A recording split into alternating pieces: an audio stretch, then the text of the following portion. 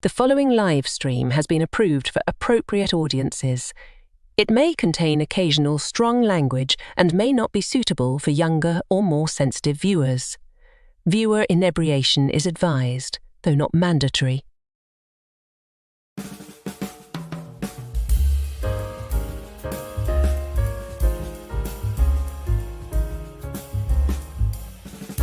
Good evening, happy Friday, and welcome to Last Call, where tonight we want to reintroduce you to the Marvel superheroes. Like the sulky, over bulky, kind of hulky superhero, optimistic and electronically transistored superhero. We're taking you back to 1966 through the 70s and 80s and right up to where the Marvel Cinematic Universe kicked off with the latest and the greatest, ultimatest superheroes. The Marvel superheroes have arrived.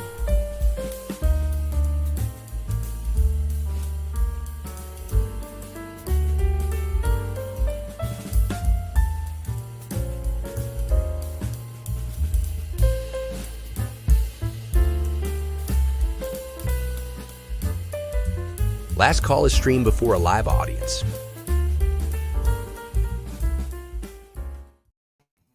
Salud, welcome. So glad you're here.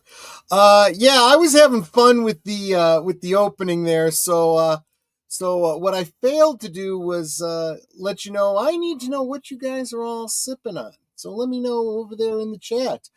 I'm sure you guys can probably guess what I'm sipping on. I got a soundbite already. Where is it? Where's my brand? My brand's not working for some reason. It needs more alcohol.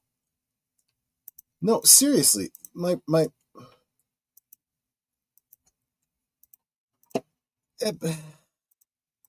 Well, you guys know what it is. It's right here behind me. I hate StreamYard. I will not be using this in the new year. I'm telling you.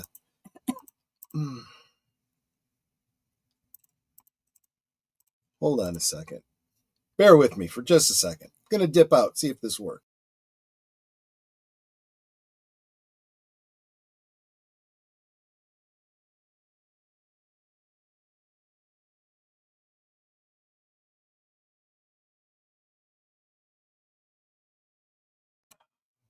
Well, those of you that use... Yeah, that's exactly how I'm feeling, Boomer. Those of you that use StreamYard know that you go to your brand tab, right? And you've got all your videos and you've got all your, all your little memes and whatnot. Mine's not there anymore. Now all I see are my presets. Now I found it. I hate StreamYard. I don't want to use it anymore. I'm going to drink. Release the Kraken. Release the Kraken! The Kraken!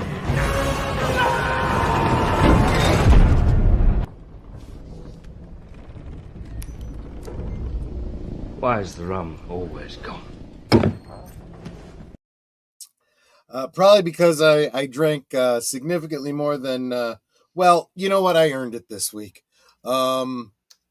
How about you, Boomer? What you sipping on, and how you doing? I have a root beer and a frosty cold can. What a coincidence! Actually, this is not a sponsored stream, but I'm having a Diet A&W. You know that the Kraken is in. And how about you, my lovely bouncer, Netter of Netters Network? How you doing, and what are you sipping on? It's Friday. I am no longer at work. I am doing much better. And as far as what I'm sipping on, well, my bartender... Wow! You've been more than sipping on. I made that fairly... You want to show my glass? Yeah. Oh, this was... it was about a half inch from the top. She's halfway done with this. What is it? It's I don't know. It's pineapple juice and Malibu rum. Oh, it's a Netter special. Netter special. There you go. You've earned it too this week. You certainly have. You know who else has earned their drinks this week? Doesn't have to be alcoholic, but whatever you've chosen for the night, you've earned it. starting with Ms. Earlybird, Lady Mist, dropping the flowers and encouraging me within minutes of my posting the stream tonight. Welcome, Lady Mist. Thank you so much, not only for being here early, but you must have been keeping an eye on the stream throughout because you've been greeting everyone as they came in, including Big Al of Big Al Presents. Hello, my friends. Have a great show. Hope everyone has a great weekend. Going down the Cobra Kai rabbit hole. Yeah, I know that Cobra Kai dropped this week. I had originally had on my calendar that we would do something for Cobra Kai this week, and I totally plumb forgot. So, we'll get around to it. Maybe as things, mellow out and we're trying to decide what to do during the holidays, we'll circle back to Cobra Kai. But looking forward to hanging out with Big Al tomorrow night for Ice Pirates. That's going to be a lot of fun. And, of course, Tim Hayes saying, hail, Papa Pacelli. Yes, thank you so much for being here, my friend. And FKHC 2005, whom we lovingly know as Tim, who is saying hi from London. It's like 2 a.m. there, isn't it? Like, holy cow. And Cluu, welcome, my friend. Recently gifted a membership for the month. Thank you so much for being here, my friend. You are amazing. As is this lovely netter of Netters Network. She says, I'm the love of her life. She deserves better, but, I'm happy. And then, of course, welcome and hail to Connie Cleary, who has been a member for 5 months. She was among my first members. Thank you for being here, Well, Connie. I would have been your first member, but you wouldn't let me join. What are you going to do? Filter money to YouTube? It's not like, I'm making a profit on that. We lose money on that deal. I already get your paycheck. So. That's right. Exactly. And good evening, David Pensack. Welcome, my friend. Good to see you. And Daniel Berry, Sports Highlights. Hey, surprised to see you here. I thought you'd be covering the Logan Paul Mike Tyson fight. Is that happening tonight? That's happening tonight. Oh, In fact, I think it's going on right now. Oh my goodness. I wouldn't want to. Don't expect it to last long. We'll see. Boy. And then Samuel Proctor. This is the Marvel story fix I've been getting since I quit the MCU after Endgame. I'm with you, my friend. The original comics, there's 80 years of stories, and I doubt I will live long enough until I run out. Yes, but maybe not all 80 years of it is all that good. Let's hold on to that. We'll get into that a little bit tonight. Yes. If we don't get into it tonight, we'll do a part 2. We'll see. Sure. We'll see what we can get through tonight. Like I said, we may zip through these. We may spend time. I don't know. And of course, it says, howdy, folks. That's JPRPH1 dropping the Canarble Wagon, the fedora, the channel logo, and the brown mumbler. Thank you so much, my friend. Geek Flag with Nate Knows. I'm drinking some root beer. You too. There you go. Root beer is the drink of choice tonight. Apparently. Absolutely. Yeah, I always meant to ask you who the British chick in your intro. She's called Miss AI. Yeah, it's an AI voice. I was going to say... She's single? She's single? She's an older woman. Oh, okay. That's probably okay for you. Now stop it. Okay, I don't remember...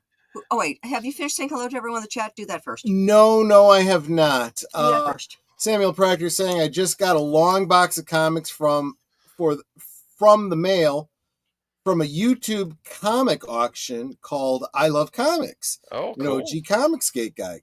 Good. And Mark Daly, greetings from the Panhandle of Florida. That's down your neck of the woods. Well, it's around the state from you, really. AKA South Georgia. Yeah, exactly. Let's see here. And you guys saying hi to each other, which is awesome. Still working on a bottle of Ruby Red Port. That's nice, especially as we start getting into the cooler weather. Yeah, good stuff, my friend. And wow, Space Fraggle. Welcome, my friend. Good to see you, Troy. And, looks like Troy might be getting lucky. Well, yeah, I ply her with liquor. About all that does is puts her to sleep. Alcohol makes me sleepy. Yeah. And deleted scenes with $5 super chat. Thank you, my friend. That's very, very kind of you. Hail to all watching the. Oh, I think he's saying he's watching the fight. Yes. Have you on in the background. We'll catch up later on. Dropping a thumbs up. Well, feel free to jump in here and let us know, the status or how things are going. If anybody loses an ear or anything like that. Yeah, that happened in one fight. Somebody bit somebody's ear off. Yeah, Mike Tyson, who's fighting today. Yeah. Wait, did he do the biting or who was the recipient? I forget. I don't. It wasn't Evander Holyfield or something. Yes, like it was. I think so. Evander Holyfield, I believe. Yeah. Evander Holyfield. Yeah, exactly. Stop. What? Too soon? Dude, that was not sportsmanlike. Come on. No, that's true. I always felt like there was probably more to the story behind the scenes that we never really heard about. Yes, Mark Daly, it really is last call in England. I'm sure they're closing up the pubs around 1-2 o'clock if they're anything like they do here. What you drinking, my lad? Yes, everybody let me know what you're sipping on. I'd love to know. This fight is a bipartisan unity we needed after last week. No matter what party you're from, everyone wants Jake Paul to get pounded. That's kind of true.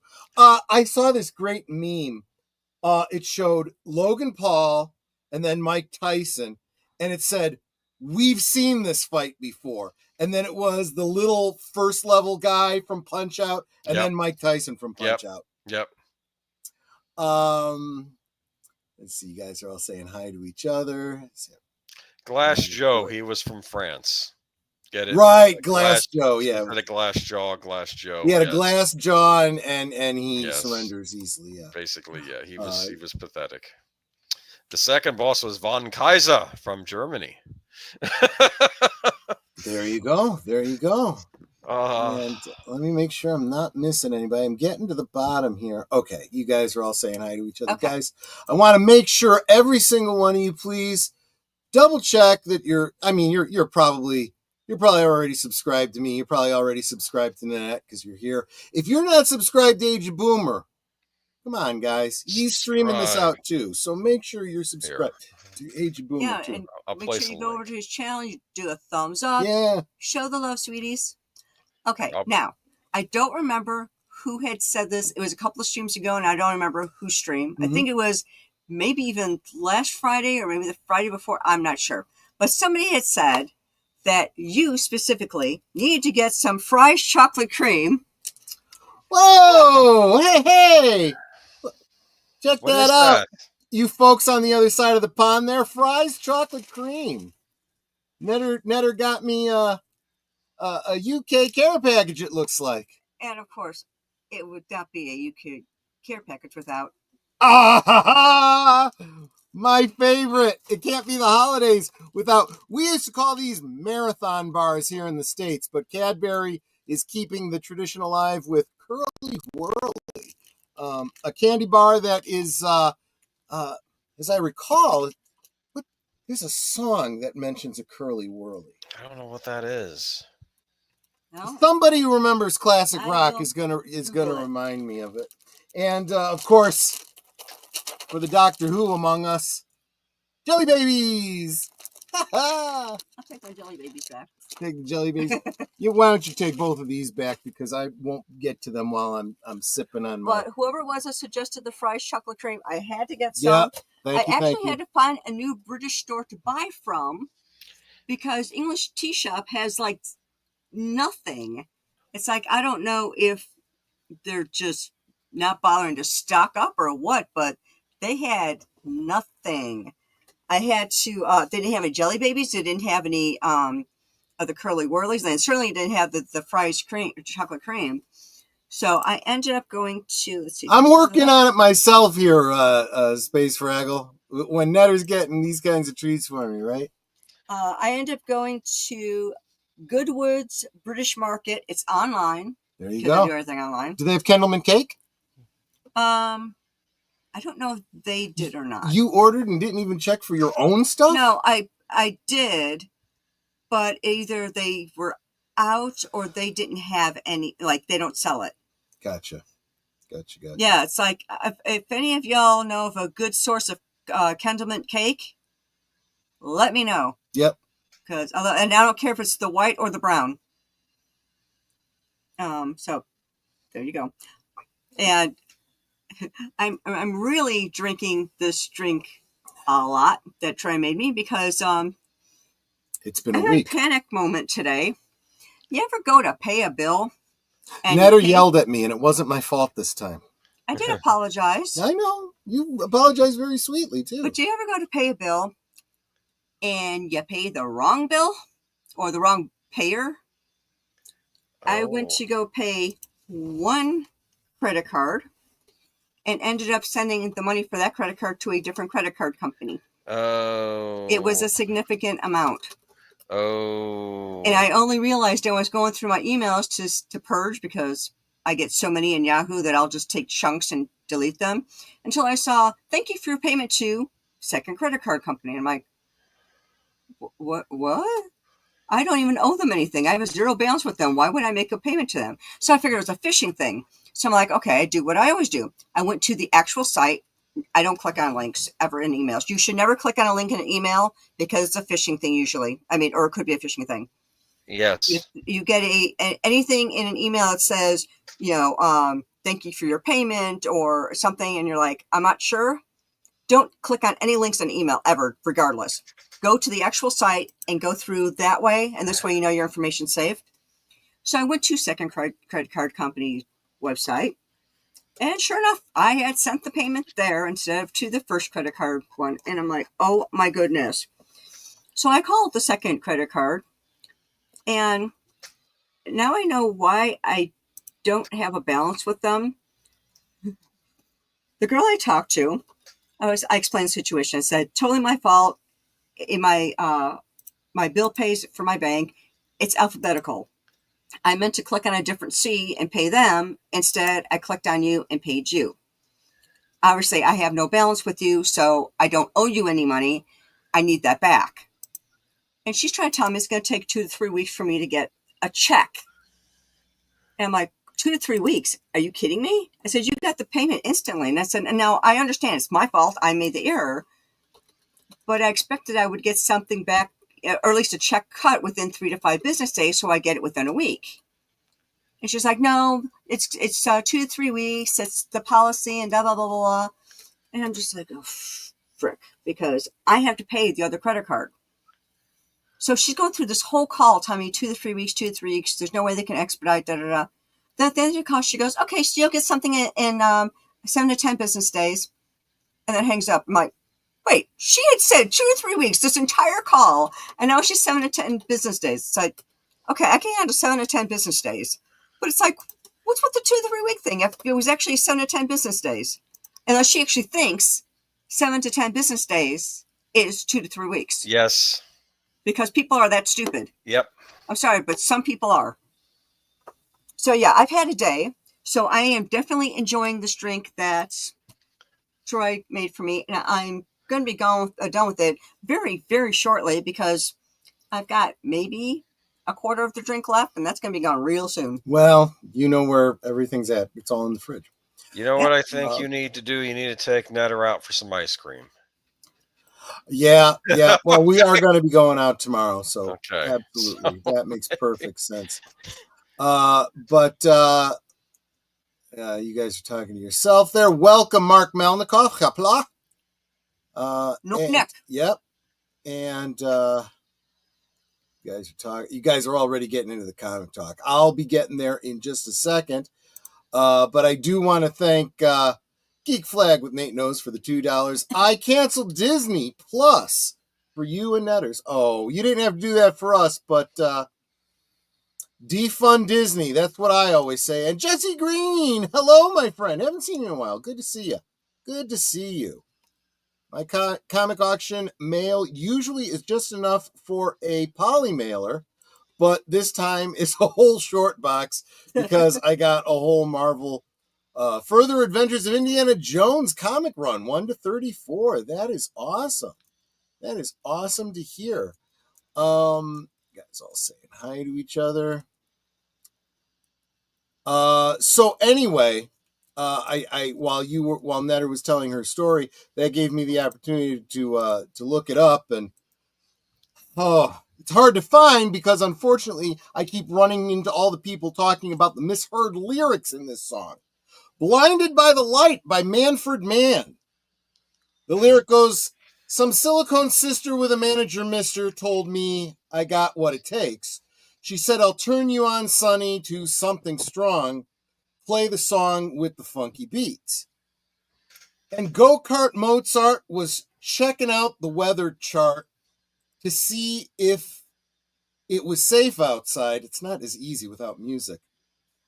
And Little Early Pearly came by in his curly whirly and asked me if I needed a ride. So it's funny because all this time I thought that the line was referring to a candy bar, and it's actually talking about a vehicle. I still have a lot to learn about this song. Talk about a very mixed. It's still really weird that was it record like a deuce? Wrapped up like a deuce. Another runner in the night. Yes. And it's not like, what anybody thinks. Yeah, because it sounds like they're saying record like a douche or something. Yeah. Yeah. It's an infamous song, and I do think that's part of the reason that it has done as well as it has. But thank you so much, Tim Hayes, who's been a member for 1 month.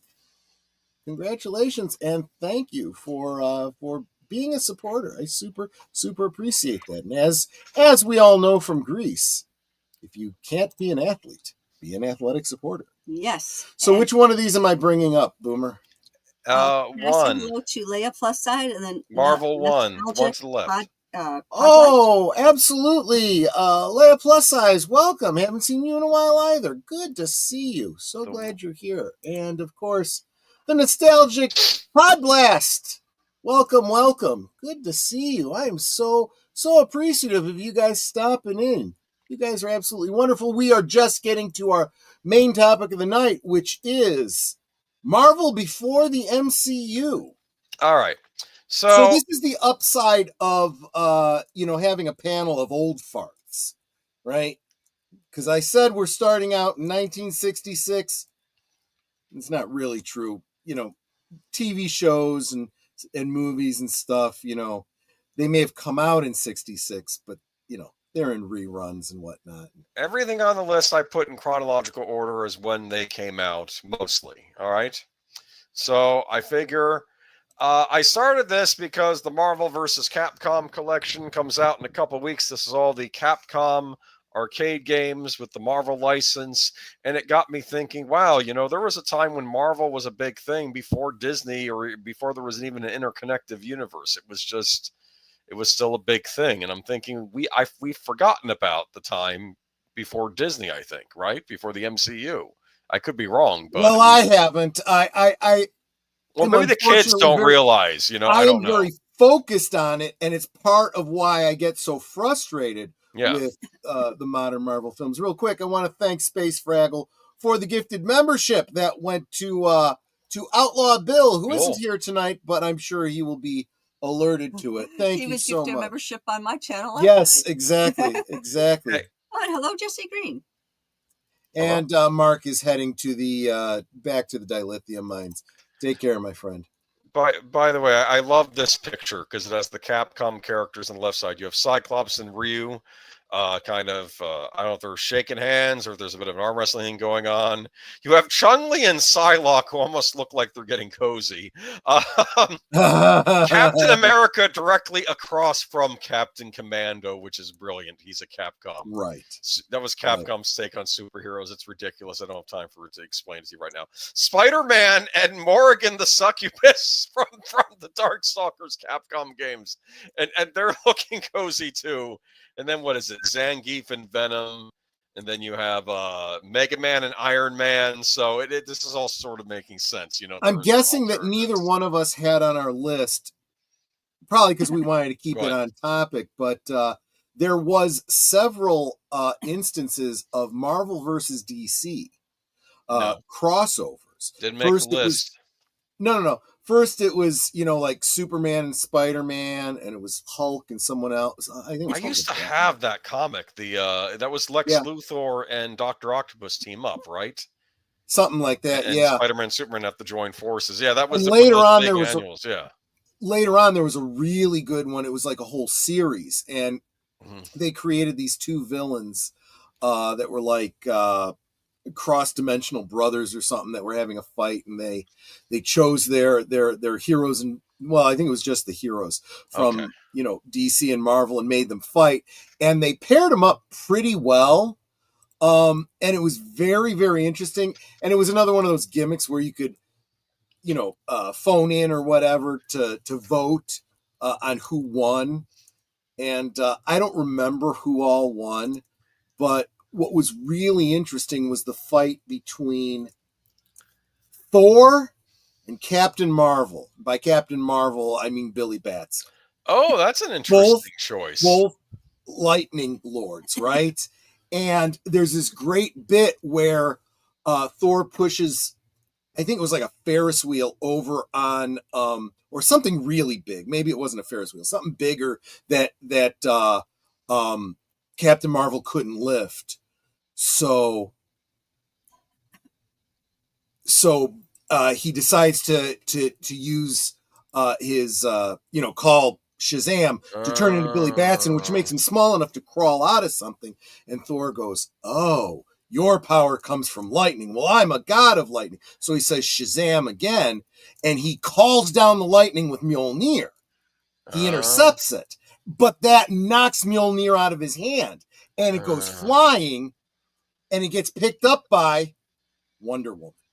Funny. Who apparently was worthy to wield Mjolnir. I don't remember where the story went from there, though. I've often said Wonder Woman is the Thor is the Wonder Woman analog, even though he's a male in the other universe. But I think I think you just described who the Captain America analog is in DC. I think it's Captain Marvel. Think about it. Actually, no. Why? They're both young. They were both young men. Well, Braxton's a boy who were pure of heart and wanted to become heroes. Super strong heroes, right? That's there's I see what you're saying. There's kind of a similar vibe going on between the two of them. Yeah, I don't know. That's just what I was thinking. Okay. Well, speaking of Captain Marvel, you know who Supergirl's analog is over in Marvel? Ms. Marvel. Yep, exactly. Linda Danvers. Right? Yeah. Yep. The one where she wore the black leotard with the long flowing blonde hair, which we all liked, and then they had to get rid of that. But anyway, it was. I mean, right down to their alter egos having almost identical names and stuff. It was very clearly meant to be. There was a lot of, Darkseid and Thanos, and there's all kinds of, Yeah, because Thanos is almost like a Marvel version of a new god, right? Yeah, so that makes sense, right? Yeah. Whatever it was, there was a cost involved, which meant that DC and Marvel made bucks on it. And the idea was because it costs money, maybe that limited, you can call in as many times as you want. But what that really translated to is you can call in as much as you want to spend the money, So it would be Ultron and Ultron's. Brainiac would be his counterpoint, right? Think about it. I never thought about that. You're probably right. Maybe. Iron Man and Batman, in my opinion. Yeah, not exactly, but not exactly, but a lot of similarities there. They're both genius billionaires that use technology to help them. I mean, I would be hard, and some of them are a real stretch, right? So, like Reed Richards, who would be the Reed Richards of our of the DC universe? I don't know. I think it would be I'm forgetting. He's a newer character. He was a member of the Avengers. He was a black man, like Mr. Terrific. Yes, that's it, Mr. Terrific. All right. Can you see that? Really intelligent and all that, and I could see it. I could see it. Actually, you know what? I take back what I said. The Iron Man analog would be John Henry Irons, right? I forgot who I had down for Steel in the Marvel. I don't know. No, because I'm thinking War Machine. Oh, yeah. Because they're Okay, I both can kind see of that taking too. off of Superman, but then Iron Man. You know what? I don't know. Maybe you're right. It's not. I get that. It's Steel not to cut and dry. Superman It's not as cut and dry. War Machine to Iron Man. I Yeah, get but that. then it's I don't know. The problem is these aren't exact, obviously. I mean, Doctor Fate and Doctor Strange, that's pretty close, you know. Or the Atom Samuel versus Proctor brings Ant-Man, up a great point. Yeah. Captain America is more fitting Marvel analog for DC's Superman as a character. Yes, in character, I agree with you. But if you also take into account, like power set, I almost feel like Captain America almost comes off somewhere between Superman and Batman, right? Because he's not. He's not super powered. He has super strength. I mean, he has good super strength, but he's not Superman powerful. He's not. Which Exactly. I in some ways, I credit to Marvel. They were more balanced, I think, in a lot of their heroes than DC was. DC's all over the place, I think. But yeah. Anyway, though, should we get into our first topic, or you want to finish up the comments first? Let me see. I've been trying to follow the comics. So you haven't started talking about comics. Well, yeah. Everyone streams at the same. Real quick, when I say hi to Disney Sheepherder channel member, everyone streams at the same time.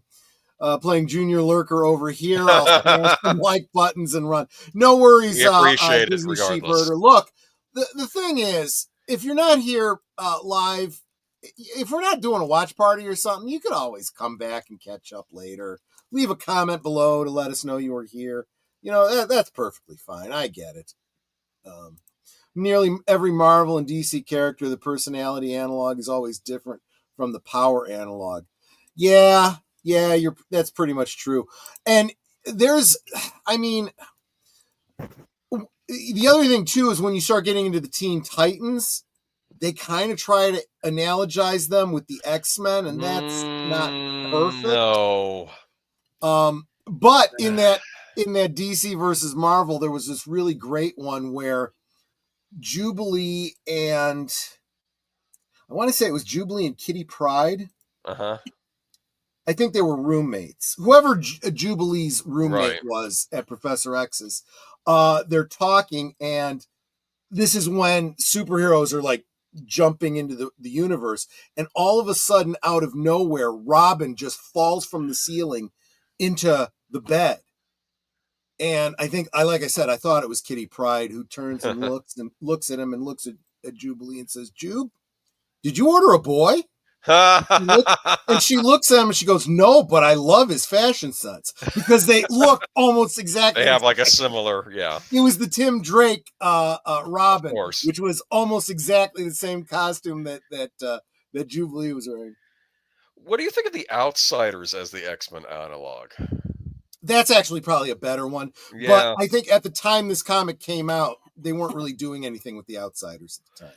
See, if they had a Young Avengers, that might make more sense with the Teen Titans. I don't know. Yeah. You know what? Look, it's fun. It's fun to do this analogy. But they are very different universes. It's a brain scrambler, yes. The movie people don't even understand the differences between the two universes. They just don't get it. Yeah. It's a big joke, and especially when we watch the trailer for Deadpool 2 and Cable's making his comment about you're just a clown, and he says, "Wow, that's so dark. Are you sure you're not from the DC universe?" Because they're making fun of the Snyderverse right there, and it's exactly like DC's not supposed to be dark like that, but Marvel was supposed to be a bit grittier, I thought, but that because of what they did. Speaking of clowns, DC, the Joker and Green Goblin. I saw Joker in arcade, but maybe you're right. Maybe Green Goblin's better analog. Yeah. All right. Should we The jump Marvel into it? Superheroes 1966. So if there's anyone here as old as we are, I'm looking at you, Geek Flag. You caught it in my opening monologue. The reciting or singing. I was trying to sing the lyrics from the opening of the Marvel Superheroes from 1966. You'll notice these are some very classic bits of artwork here. These were from the promotional materials for the cartoon, 1966 cartoon. You will recognize this very famous Jack Kirby artwork. Just absolutely ingenious use of this artwork. What's interesting is that this was a very low budget cartoon. It was barely a cartoon. This was more like, nowadays we would call them motion comics, if you know what I'm talking about. Yeah. Where yeah. You're shown, it's like you're reading a comic on screen, right? But where there's motion, they will do like a cut and paste of like a superhero moving across, or they'll do a what do they call it, an onomatopoeia, and then you'll see the bad guy flying off screen. But it's like a cutout. It's very much like Monty Python type of animation. I remember years back, DC had done a Watchmen motion comic when the movie came out. And it was, and I said, oh, so this is what how we have audiobooks for regular books. This is an audiobook for a comic book, where you had a guy reading it, and they would go to each panel and kind of, do some camera work on the panels. But it was, I don't know if that was similar to what you saw here. Of course, they probably didn't have the bubble boxes in the show, right? And of course, this was all narrated and they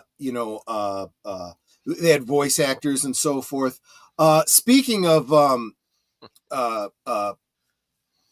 motion comics, they did a motion comics for after Buffy the Vampire Slayer, the series ended, they did another season in comics, and I got a DVD of that, that comic, and it's basically a motion comic, and I've got it up on my shelf with, I even made a custom cover of it so it matches all the seasons of Buffy the Vampire Slayer. But that's what I loved about this cartoon. We always talk about, honor the source material. Talk about freaking honoring the source material. They were literally taking comic stories, panel for panel, and turning them into motion comics with voice actors. That's what these were. And yes, they reused, this scene, this shot of Thor showed up probably in every Thor episode, when he's, and you wouldn't see his mouth moving. It wasn't clutch cargo or anything like that. And that was especially easy with Iron Man because, Iron Man, right? The sound effects were great. He had that, they must have had him talking into like a tin can or something, because it had that kind of, it was really, really cool. But the story's taken directly from the comics. It was brilliant. Like Zemo and the Masters of Evil. Yep, this is how I was not a Marvel Comics reader when I was a kid. This was where I got all of my first Marvel knowledge of these characters. For me, a lot of DC stuff came from those cartoons I grew up with. Sadly to say, more so than the comics. Ruby Spears and whatnot. Yeah, or even the Warner Brothers stuff that came out later. But this was I have a question. This Captain America from the 60s, was this where he got found? Were they doing the Found in the Ice storyline at that point? Yep. Yes, okay, so in the 60s, he was found in the ice. Yeah, all right. They actually started with, no. They started with World War II stories. So he was fighting Zemo. He was fighting the the German National Socialists. Because there were actual Captain America comics during World War II. Right. Yes, there were. Then they redid those in the 60s? They did. Okay, all right. They did in the 60s. Basically, they did his origin story. So imagine, First Avenger, right? They basically did that story directly from the comics right up through, the jumping out of the plane, and it's a little different in the comics than it is in the movie. But the plane is destroyed. Bucky is presumed dead, and he was dead. He was dead at this time in history. As far as Cap knew, he was dead. So there was we don't even get to what was his name? Winter Soldier. In the movies. Yeah, he didn't become Winter Soldier until like the 90s. Yeah, that's much later. I know. Yeah. So as far as anyone was concerned, Bucky died in World War II, the same time that Cap went into the ice and got frozen. And they do that whole story. He jumps out of the plane, goes into the ice, and is frozen. They make it very clear he didn't die because the super serum put him into suspended animation. The next episode that you see Captain America in, Namor is finding him in the ocean, frozen in a block of ice. Brings him to the event. Oh, hence why we saw Namor in the cover here. Yep. So the Submariner, right? So what they did with these characters was kind of brilliant in that whole Avengers Assemble kind of way, right? All of these, every week that they would do this comic, I'm doing it again. This cartoon. You would have a different character. It might be Iron Man, it might be Captain America, Namor, Thor, whatever. Or right? the Incredible Hulk. And then, if the story merited it, they would bring them together, as the Avengers. And they didn't do it as a big, Avengers Assemble kind of thing. It was just like they were already the Avengers. They thought out Captain America. He joins the Avengers, and they just kind of continue on. They continue to do their own separate stories, crossing over, just the way the comics did, because, again, they were drawing directly from the comic book stories. And I did watch one of those Iron Man shorts. It was him versus Titanium Man, who I guess was the Soviet answer to Iron Man, right? Yep. Exactly.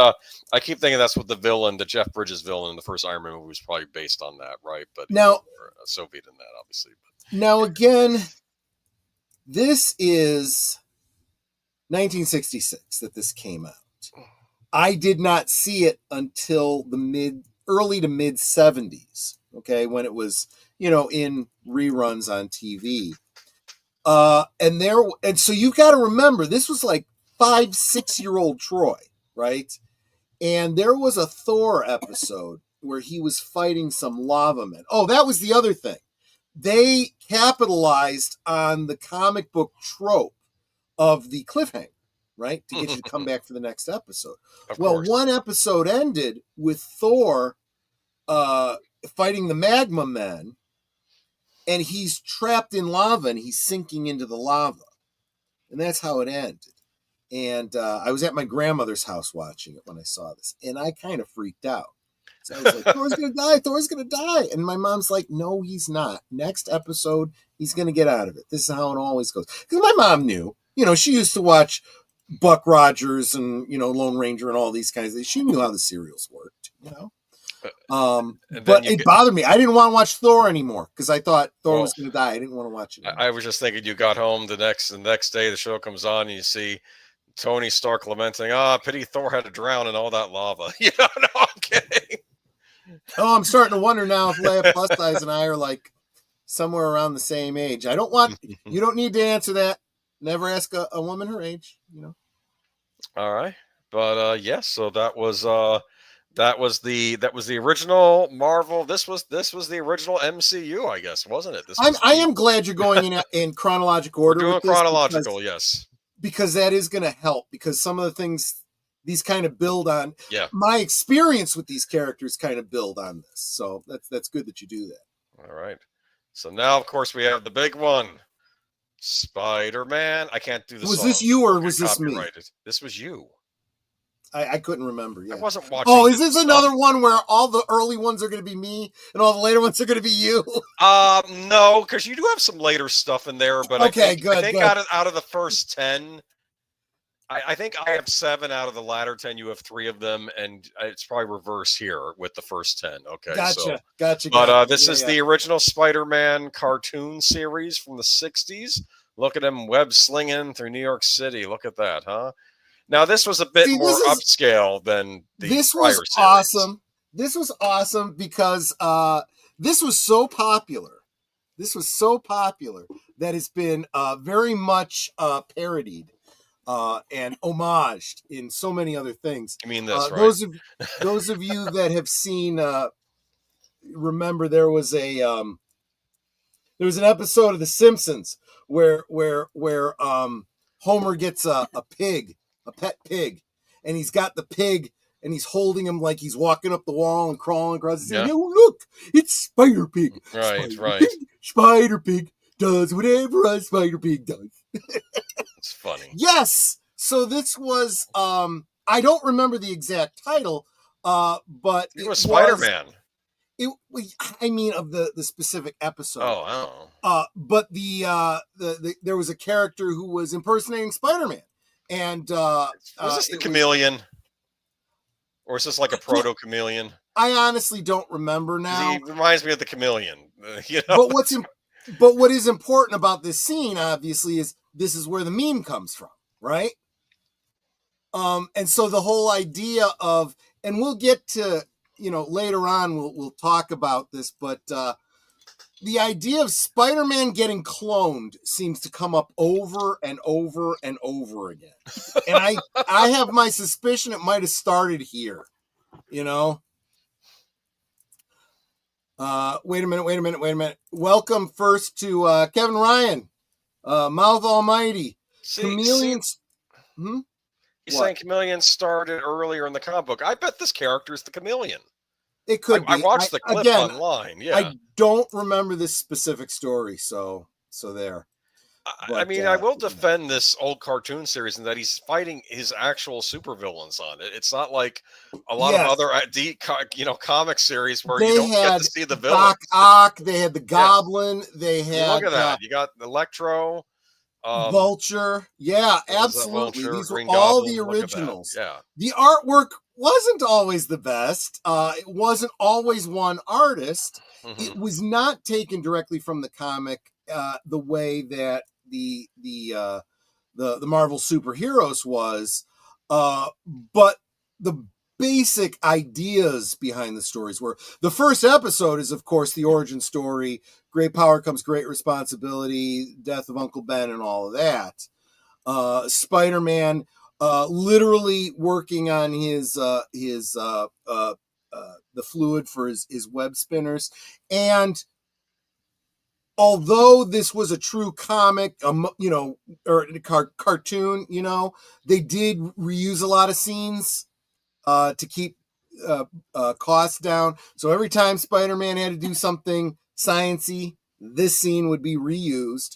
Every time he had to make more web juice, this scene was used, So that's what you do. And I never begrudged them that. It didn't hurt anything,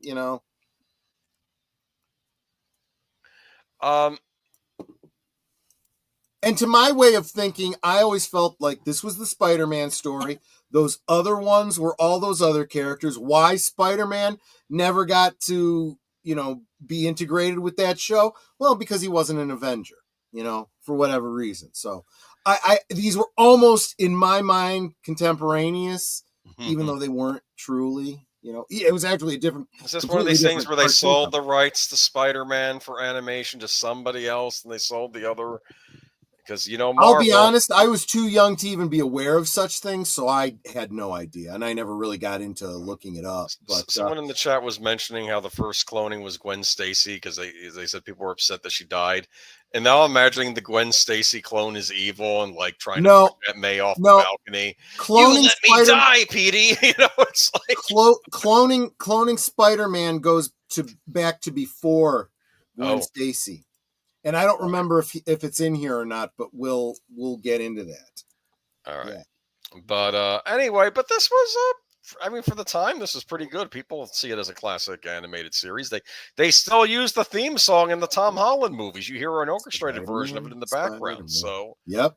Exactly. So this is still classic. Actually, interesting you say that. Going back to the last one, the Tony Stark Iron Man theme from the original Marvel one shows up in Iron Man 2.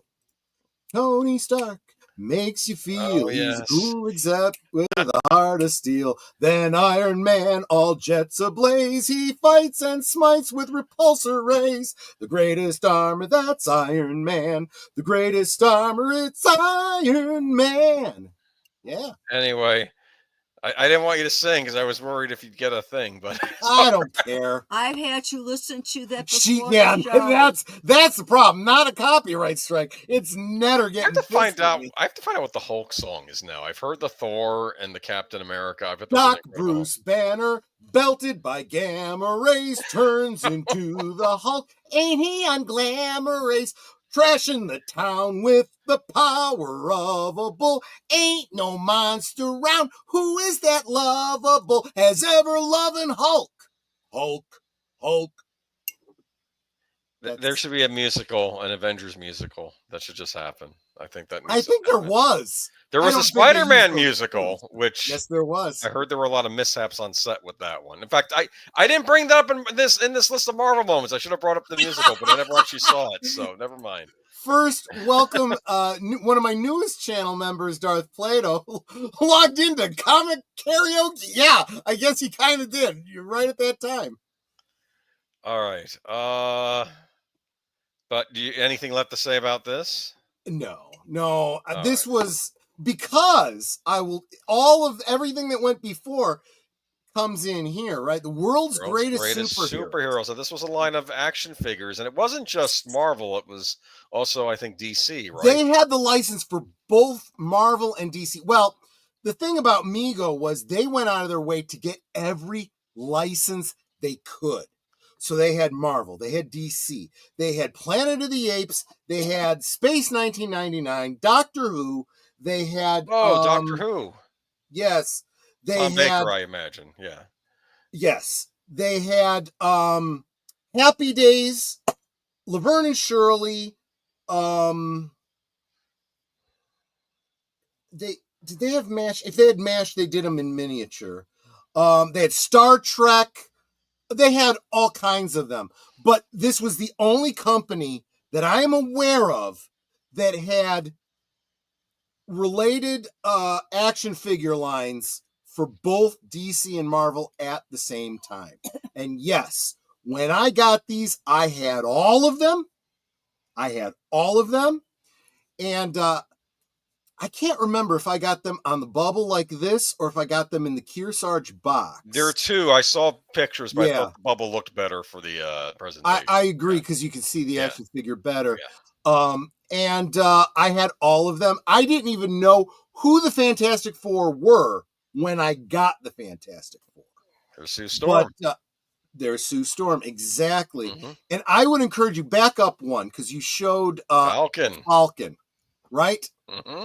Guys, do yourself a favor. I won't do it. I want you to give watch time to whatever YouTuber is hosting it. But there is a commercial out there for the world's greatest superheroes that includes the Falcon.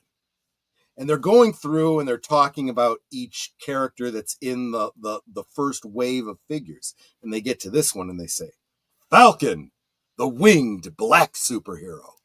And even in the 70s, I was like, oh, really? That's how you introduce this character? Okay. The winged black superhero? Okay. It's like, yeah, that's... You can't even say it was of its time. Because even at that time, little 8-year-old Troy was like, wait, what did you just say?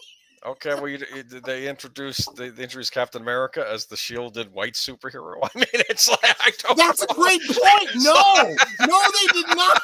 I mean, right? But in my mind, as I'm buying up these characters, and I had no idea who. He's one of the harder ones to find too. Apparently, I don't know why. Is he really? I had him as a kid. Maybe he's not, but he seems to go for a higher price than a lot of the others. Maybe they made fewer of them. I don't know. Let me tell you this. not only did I have all the superheroes, but this was one of the ones where my mom was going to buy, whatever I wanted to get. But when it came to Sue Storm, and then DC, I think, had more female characters. They had Wonder Woman, Catwoman, Supergirl, and whatnot.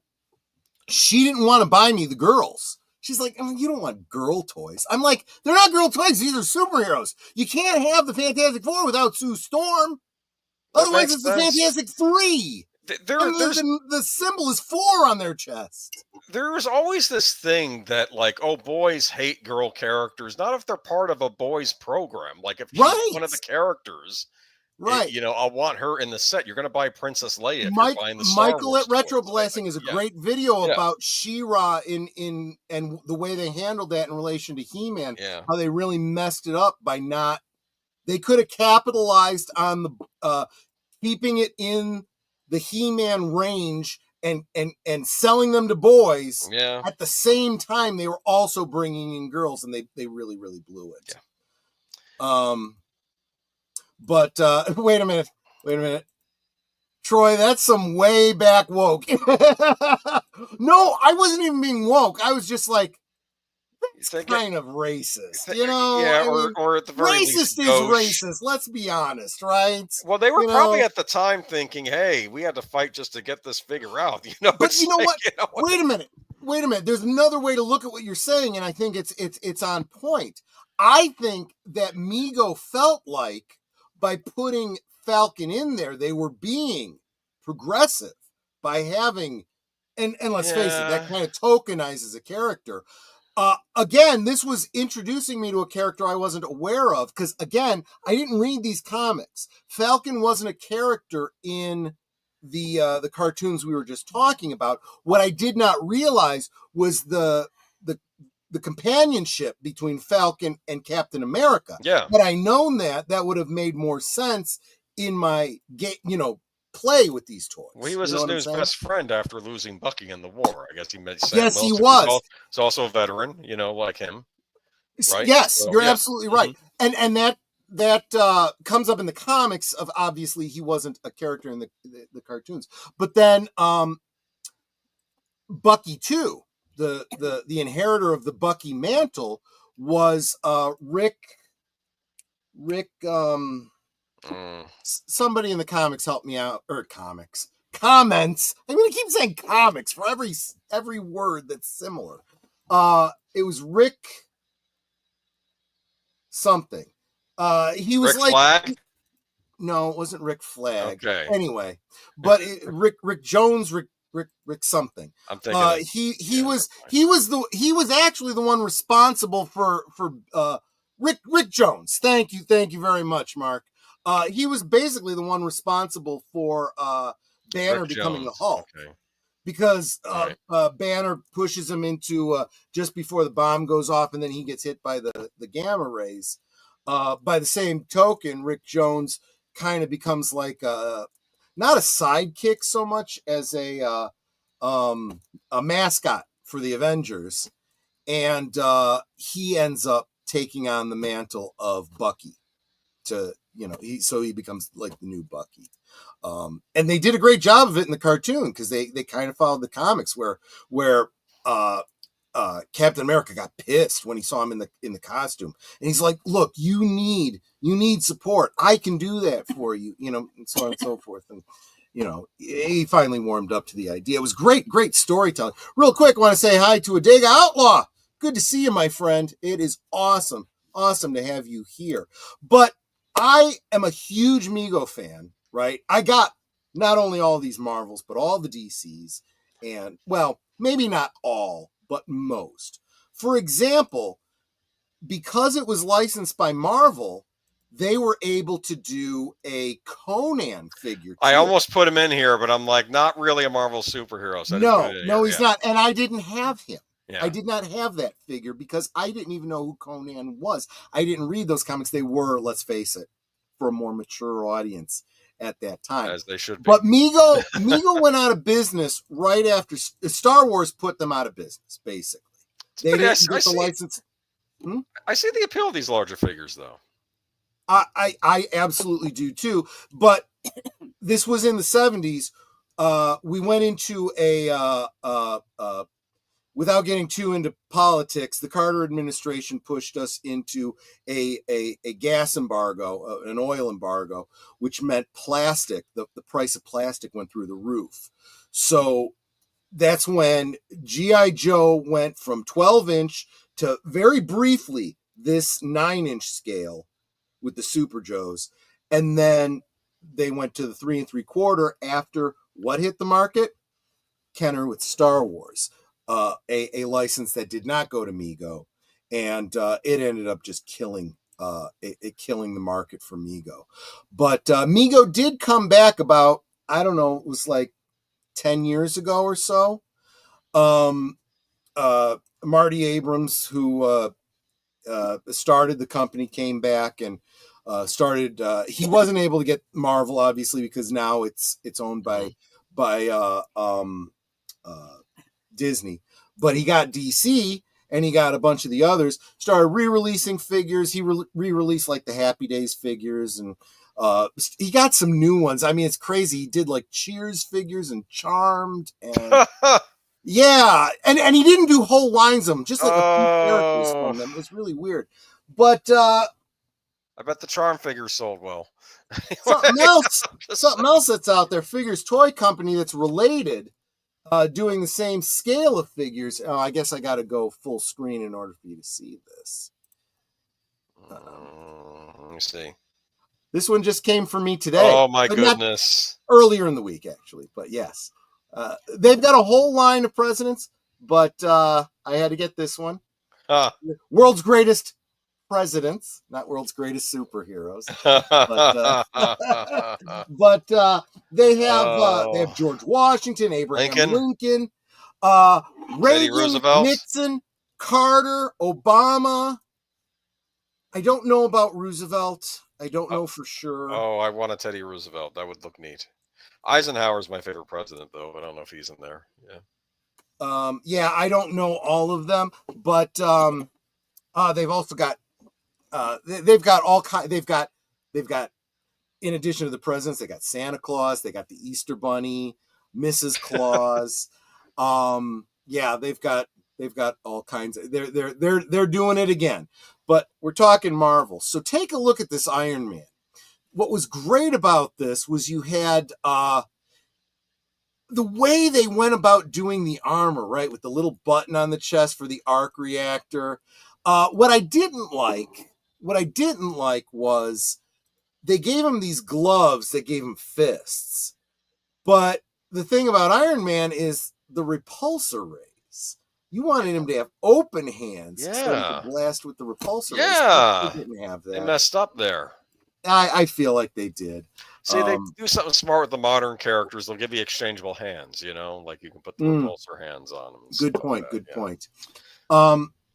Yeah. So that was, gosh, these are some great memories for me. I love these figures. I will say with the popularity of the MCU, I think the Marvel action figures kind of had a resurgence among young boys in this country too. They were out buying a lot of the Marvel, figures. Yes. Yeah. But yeah, these Marvel figures, because the license could not be reobtained by Mego, and that they're right in the lower left-hand corner there, that MC Mego Corporation. Because they couldn't get the license back in the modern day, the value of these figures has kind of gone up. I'm sure these are big collector's items. But in my mind, these were the characters from those cartoons, right? I replayed a lot of those stories that I saw in the cartoons, especially Spider-Man, So I had to get all the Spider-Man villains. They didn't put out a lot of them. I'm sure they had Green Goblin, right? They definitely had Green Goblin, right? And that's when I recognized the similarity between Green Goblin and the Joker. I'm like,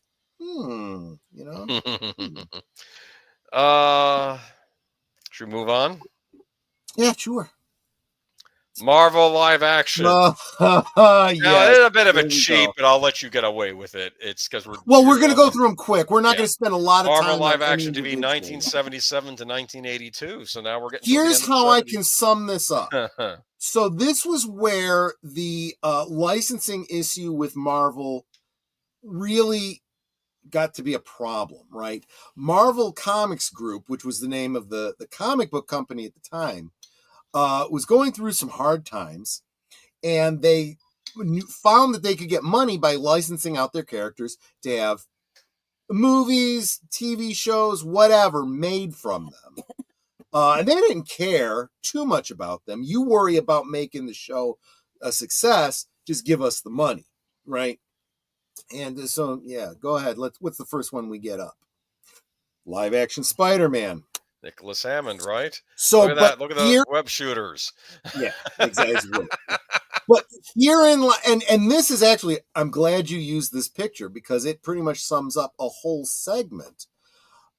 This was a series, but not the way you think of a series nowadays.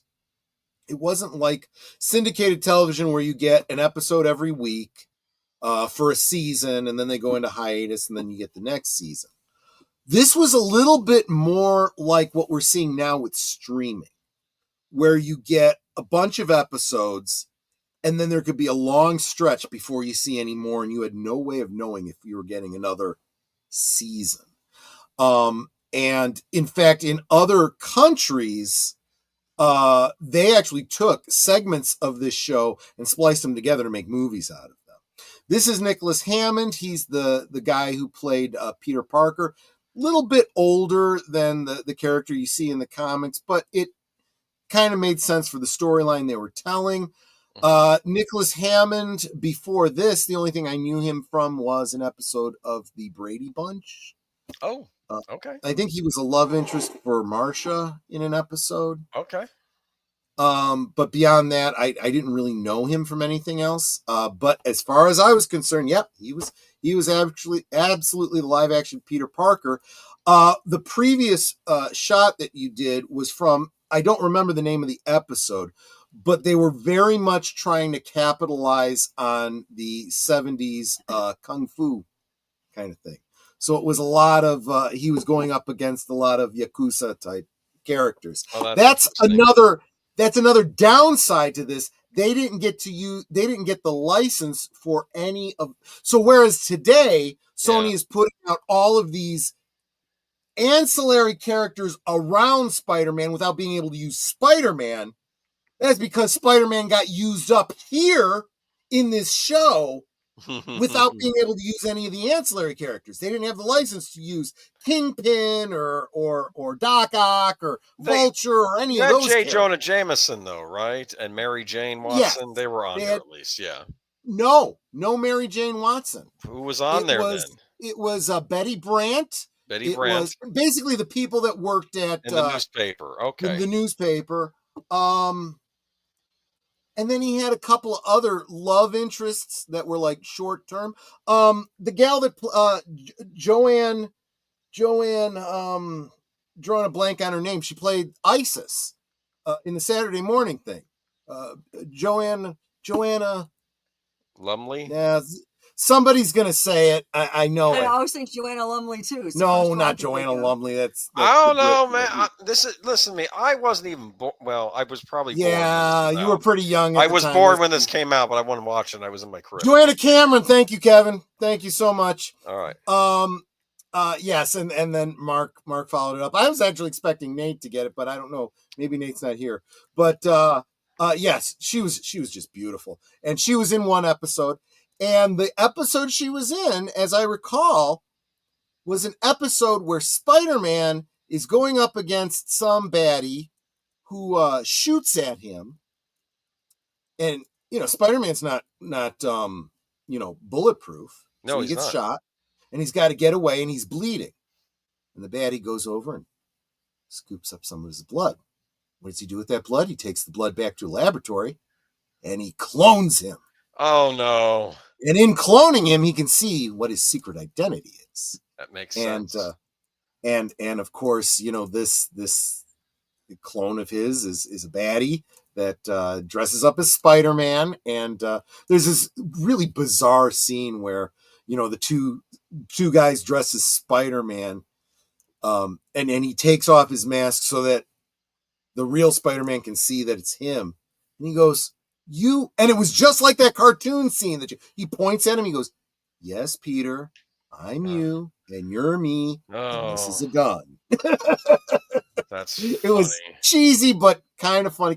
So this is actually where the whole cloning of Spider-Man kind of starts. You had the imposter Spider-Man in the cartoon. It kind of gets an indirect homage in this with the clone Spider-Man. Well, this predates Ben Reilly, Jesse. We'll get to that. We'll get to the Ben Reilly thing. This reminds me of an episode of the live-action Flash show where they cloned the Flash. Remember that? They did that on the Flash. I didn't watch it. Okay, well, that was in the 80s, I think. Or it was early 90s. That was after they had done the... Oh, wait, you mean the John Wesley ship? Yes. There was an episode with a cloned Flash. I didn't know that. Yes. I watched it, but I don't remember it. So, yeah. Okay. All right, but this anyway. But it got canceled. I actually have a custom figure of this Spider-Man. Yeah, I forgot who in the chat said it was because CBS didn't want to be known as a kiddie network. Could you grab him for me? He's right over there on the table there, or the couch. I was only half paying attention. Hold on. The Hulk and Spider-Man. Yeah, the Hulk and Spider-Man. You don't want Superman? No, we're doing Marvel. You gotta get Superman. I'll do that another time. Kevin Ryan said CBS killed Spider-Man because they didn't want to be the kiddie network, and that makes sense because because for a while I've always thought of CBS as the old folks network. Whoops. I always watch their shows. I like NCIS, but it was made for an older audience. So this is a custom. Look at that. This is the custom figure of the Nicholas Hammond Spider-Man. I think that's actually the Japanese Spider-Man. It was actually the same costume. They got to use the same costume. Yeah. Interesting. And these are the characters that we're kind of talking about right now. The Spider-Man, Hulk, and Captain America. We'll get to that in just a moment. In the Japanese Spider-Man, did he get really like building size and fight monsters? No, he had what do they call that? A mech. There was a mech. He had a mech. He had a Spider-Man mech he got into, built from by Tony Stark, right? Did they at least tie that in? No, they didn't have any of that. Yeah. I built it myself. Yep. All right, but there we go. Now, of course. Yeah, so then they did Captain and for me, oh no. This bothered me. So this was my first cognitive dissonance between source material and television, because there was a lot of differences between this live action Captain America. What's his name? Reb Brown, I think it was. Yeah, Reb Brown. There's a lot of differences between this one and the cartoon. The cartoon was all I knew, but again, the cartoon was very close to the comics. He was like a freaking hippie in the 70s, and his dad had been the original World War II Captain America with the whole super soldier thing, and apparently he had the abilities because his dad did, and he passed it on to him or whatever. So this is how they did the whole, instead of it being suspended animation, it was, he's the son of the original. Dude, so this is not the first costume he wears in the film or in the show. The first costume he puts on was very different, and it was like kind of more modern. I'm like, I don't like that. But then when he puts this one on, I'm like, that's Captain America. I have a question. Did he even serve, or was he I'm a conscientious objector? He was a conscientious objector. Yeah, I had Paul Kersey from Death Wish. I had issues with this, but I ignored most of the continuity of this show and just went with the aesthetics, the motorcycle, the plexiglass shield. I kind of like the idea. Seal. Yeah. Whatever they called it. They didn't get to call it because they couldn't use the term vibranium. They didn't have the rights to that. Transparent. This is another one where none of the villains from the comics were allowed to be used. So there was no Red Skull or any of that kind of stuff. And you had Christopher Lee as the villain in the second TV movie. And I'm I know. He would have made a great... They didn't even have to do the makeup. They could have cheesed out on that and just called him the Red Skull. Or have him be Baron Zemo or something. Yeah, right? He's just some... Was he some Russian guy or some Romanian guy? Remember. They just had him. I have it on Blu-ray, or not Blu-ray, DVD. So but I haven't watched it in a long time. So what I used to do was I would take my Mego Captain America action figure and I put him on the motorcycle for Chips? Evil Knievel. Evil Knievel. I was about to say, I thought. The one from Chips actually was a repaint of the one for Fonzie from Happy Days. Oh, that's interesting. Okay. But I had two different motorcycles for Evil Knievel, and I put him on it.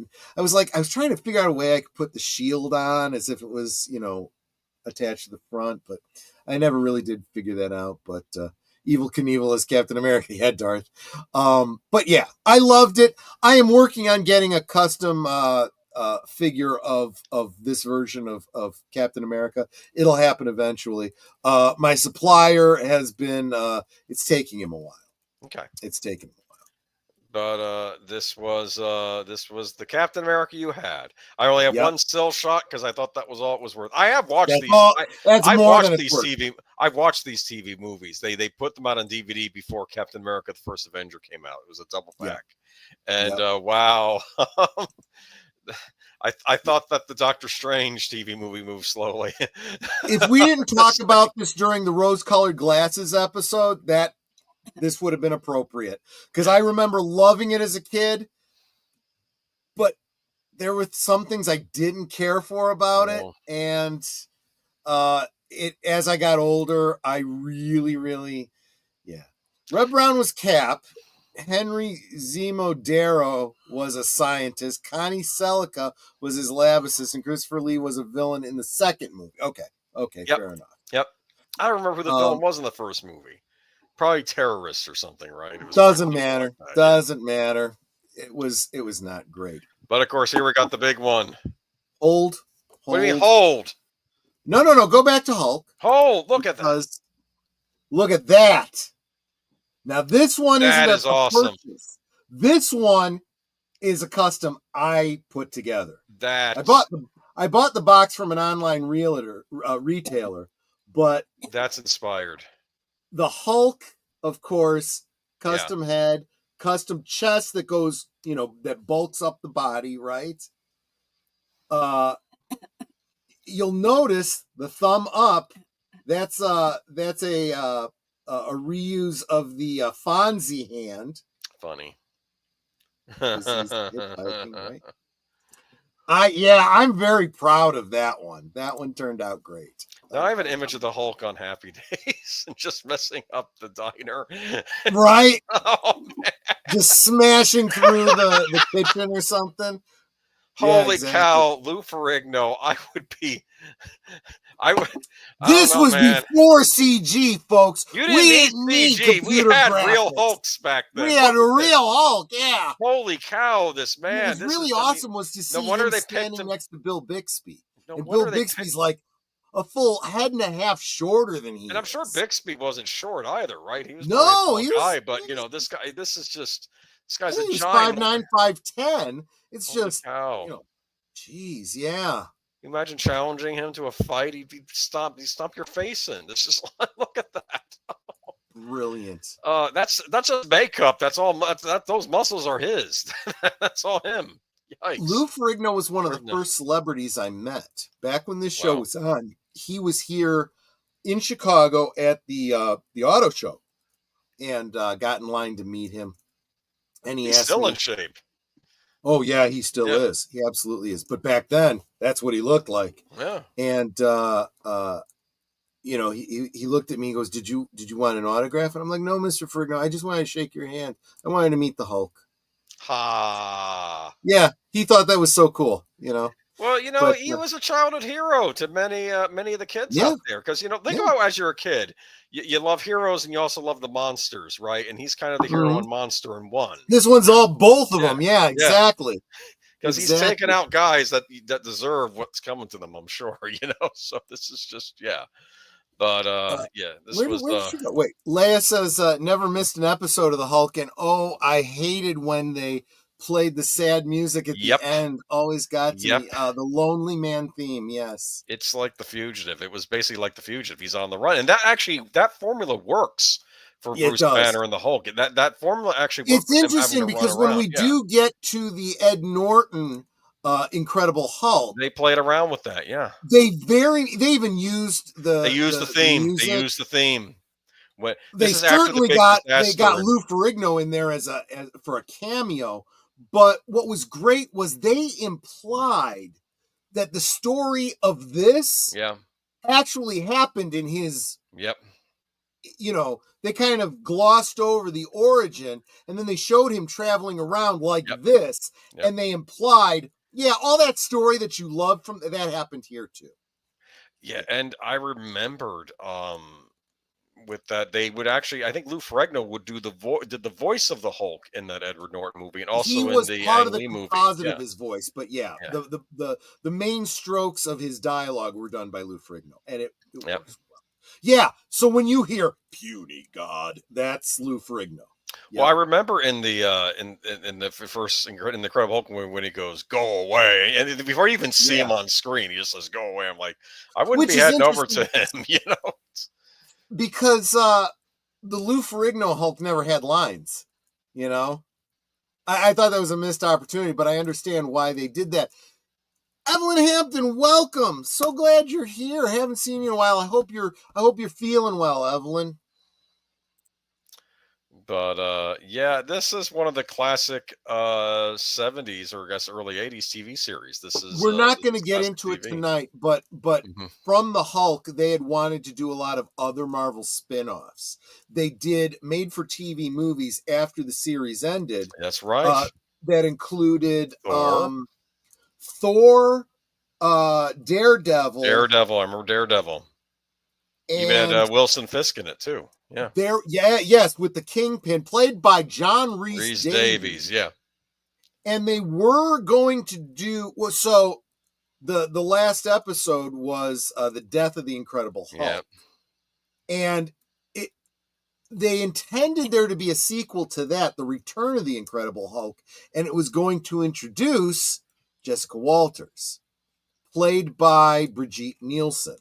Oh. That did not happen. They even have test footage of her trying on different costumes and whatnot. Right.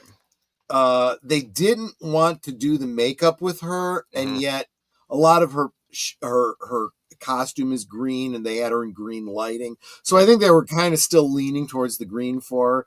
I don't know what they would have ultimately done.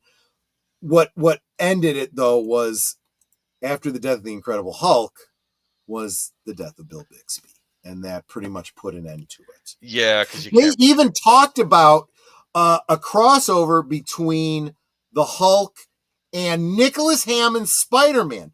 Bill Bixby actually had a conversation with Nicholas Hammond saying, "Hey, would you like to do this thing?" And that would have been cool. And he said, "Yeah, I've seen them in comics together. I think that would work. I'd be up for that." Yeah. But again, the cancer got him, and unfortunately, yeah. Oh. Mm-hmm. Should we move on?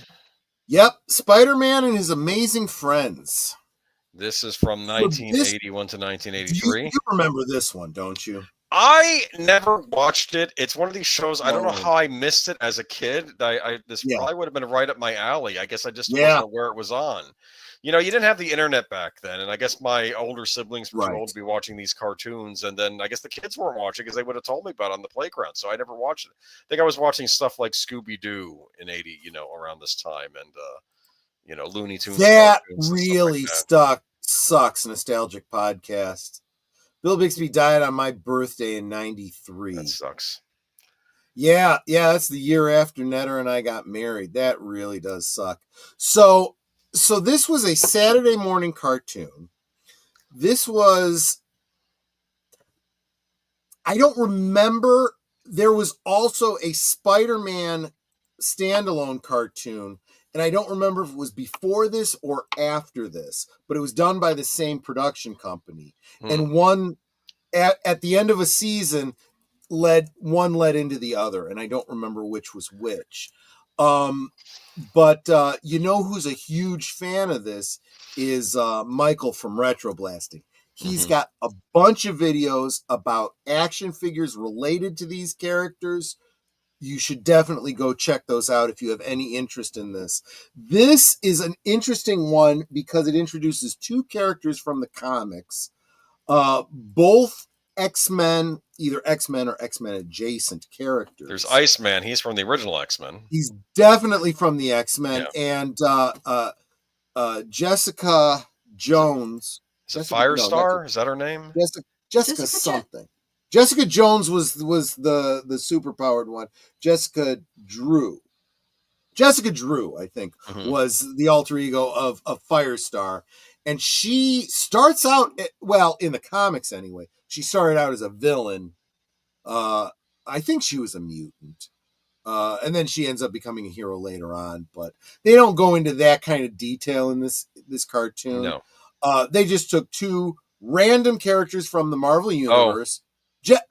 Angelica Jones. That's what it was. I'm sorry. I'm confusing characters. I'm glad you're here, Tim, because that really does help. So I guess her antecedent in the DC universe would be Volcana. Jessica Drew was Spider-Woman. Yes, that was a different cartoon, which I did watch, but didn't make the cut for tonight. Yes. Thank you, guys. See, that's why you guys are so Osmo. We're not doing everything. We were just picking what we thought each of our top 10 things that we remembered about Marvel before the MCU. So the idea was that these three characters are college-age students. I think they're going to college together. Interesting suggestion at a romantic relationship between Angelica and Peter and Angelica and Bobby, which now in retrospect, Bobby could have had a thing for Peter, but, whatever. But that was not a part of the cartoon. I'm just saying. But they never went real hard on any of that. It was just, kind of implied. And, one guy never wanted to step on the other guy's toes. So neither of them really pursued Firestar. But they were friends in college, and they all happened to be superheroes. So they were like, hey, let's team up as our own little team. I always imagined in my head, this wasn't mentioned in the cartoon, but I was like, from Spider-Man's point of view, they won't let me into the Avengers, so let's start our own little superhero team, Yeah, why not? Exactly, right? So, but what was really, was there a Captain America guest appearance? I don't even remember. There were guest appearances on the show, yeah. I thought you might find that one interesting. This is a real fuzzy memory for me, but yeah. And the thing was, do you have any pictures of their apartment? Because not here, no. Unfortunately, no. But I know there was the big computer. Yeah, this is a story plot, and you see it at the beginning of every episode. They have an apartment together. That when someone took a book off a shelf or whatever, things would swivel and turn around, and they had a supercomputer and a lab and all this stuff. And although it's not said in the span of the film, I always imagine that was funded by Tony Stark. It's the only way it makes sense, because none of these three college students were rich, right? They couldn't afford that kind of stuff. I just thought it was really kind of cool. It's cool when you're a kid and you see these secret fancy computer compartments in the apartment. And in my head canon, like I said, it was paid for by Tony Stark, who was kind of patronizing the kids, like the next generation of Avengers, so to speak,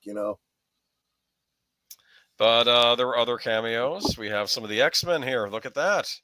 Jeez. And see, I did not, since I did not read the the comics. I didn't know the X-Men really. Certainly didn't know Iceman outside of this cartoon. So have you seen the Retro Blasting video on Spider-Man and his amazing friend? Yes, I've watched all of them. Yeah, I did kind of reference that. Yeah. Gorilla's Random Thoughts, Kapla. Swinging in to say hi, but had a very exhausting week and got to pass out early. That's fine. You can always watch us on the rerun. But this title card I found fascinating. The Bride of Dracula. Is this from Spider-Man? Yes, and Mary that Jane, is, right? No, it is not. Oh. That is Angelica Jones Okay. out of her Firestar costume. Okay. Yeah, Mary Jane, I don't think made an appearance in this cartoon. She looks kind of like Mary Jane. I'm surprised Peter. Very much so. I'm surprised Peter didn't try picking her up. Yes. Anyway, look at that. Probably why he had the hots for her. So Count when he moved Dracula, on to look at MJ, that. it was, yeah. Count Dracula. And there was a Dracula Marvel comic at the time too. Is that where this was taken from? Yes, there was. That art style, yes, is very much on point for the Dracula that appeared in the Marvel comics. Yes. Ooh, when Spider-Man met X-Men in the comics, he stole a kiss from Jean Grey. Ooh, that must have gotten Scott Summers angry. Oh, jeez, poor. He's the biggest cock in comics. Oh, leave Cyclops alone. Don't say that. No, Cyclops. He did pretty well, even when I guess Jean Grey was out of the picture. He ended up with the White Queen. Was that Emma Frost? Yeah, that was. Emma Frost had a hot outfit. Let me tell you. Yeah, drew. That's how I learned to draw hot chicks. Was drawing pictures of the way. Yeah. I have to say though, it's kind of neat though. You have this. They're like these young 20-somethings, battling. Yeah. And what I always thought was interesting, not in this show, but I remember in the early Spider-Man comics, the Human Torch, I think, was one of the few other superheroes that befriended Spider-Man. A lot of them wanted nothing to do with him. Isn't that right? In those early Spider-Man comics. That's true. They didn't think he was legitimate. There was a couple reasons for it. A lot. There were some that believed the stories from the newspapers. There were some that recognized he's a kid, right? He's got a lot of growing up to do. He's not really ready. But that is also why Johnny Storm gravitated towards him so much, because they had a lot in common. They were the same peer group. They both got kind of looked down on because of that. So yeah, Johnny Storm, you get the impression. In fact, it's interesting. They had wanted, when this cartoon originally was submitted to the network, they had wanted it to be Iceman, Spider-Man, and the Human Torch. The Human Torch was not available for licensing reasons because he was tied to Fantastic Four. And that was sold to somebody else. Yep. That's why they pulled in Firestar. She was basically the same power set. Because they wanted to offset the Iceman story. I want to say that, though. That's thinking outside the box. I like when comic book companies did this. I remember when they were doing one of the Justice League comics, how they wanted. Exactly you don't remember what they were saying? They said, we need to create this character called Elongated Man because we need a stretchy character like Plastic Man. They create Elongated Man. And then someone walked up to them after they created him. We have the rights to Plastic Man, right? That was part of that deal. Like, no! Same thing happened with a lot of the Batman cartoons where they couldn't use certain villains, so they'd have to swap in other villains. And everyone knew what they were actually doing. We actually went through this, although it's not in this list This has happened all the time with DC. And DC, this is what kills me. Warner's owns everything. But they'll come up with reasons why things can't be used. Like when they did Justice League Unlimited, you couldn't have the Joker on there because we're doing this other Batman cartoon. We don't really want you taking villains from this other Batman cartoon. So no Batman villains on Justice League Unlimited. It's the 90s Spider-Man cartoon where they couldn't use certain villains, so they swapped in other villains, and we all knew which character they wanted to use, but it still worked really well. Yeah, they've done a great job with that. It's just very, very frustrating. But that brings us to the end of the first 5. But anything left to say about this? This is like a cool little cartoon. This is one of these things where I wish it was on streaming somewhere, but I probably know where it is streaming if it is streaming anywhere, and I don't have the rights for it are owned by Disney now. So they're not gonna. I doubt. Throw it on Hulu at least, or your free thing like Tubi, please. I don't want to buy Disney Plus. I want nothing to do with Disney Plus. Disney Plus. It's not even. Let's be honest. Oh, it's not that I'm boycotting Disney. It's just, I find a lot of their product now to be cringe, and I want nothing to do with it. That's what the issue is now. Right. And, but the only reason anyone subscribes to that right now is because of Bluey, whatever that is. Bluey's a very popular kids show. I think it's British, isn't it? Yeah. But here we go. Let's move on to Howard the Duck. We fast forward to 1986, and I said, "Oh, I do believe that Lady Mist brought this up at the very, very beginning of the chat." Yes, the first Marvel big budget movie in a theater that you could see was Howard the Duck.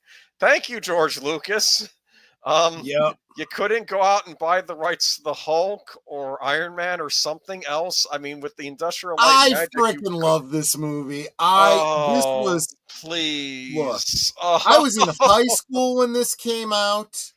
I had a dim awareness of Howard the Duck because I saw him on, adverts in the Marvel comics that I did read. I only really read Spider-Man comics. So I didn't really know much about Howard the Duck other than he was a character in Marvel. I knew he smoked cigars, which didn't really come up in this movie.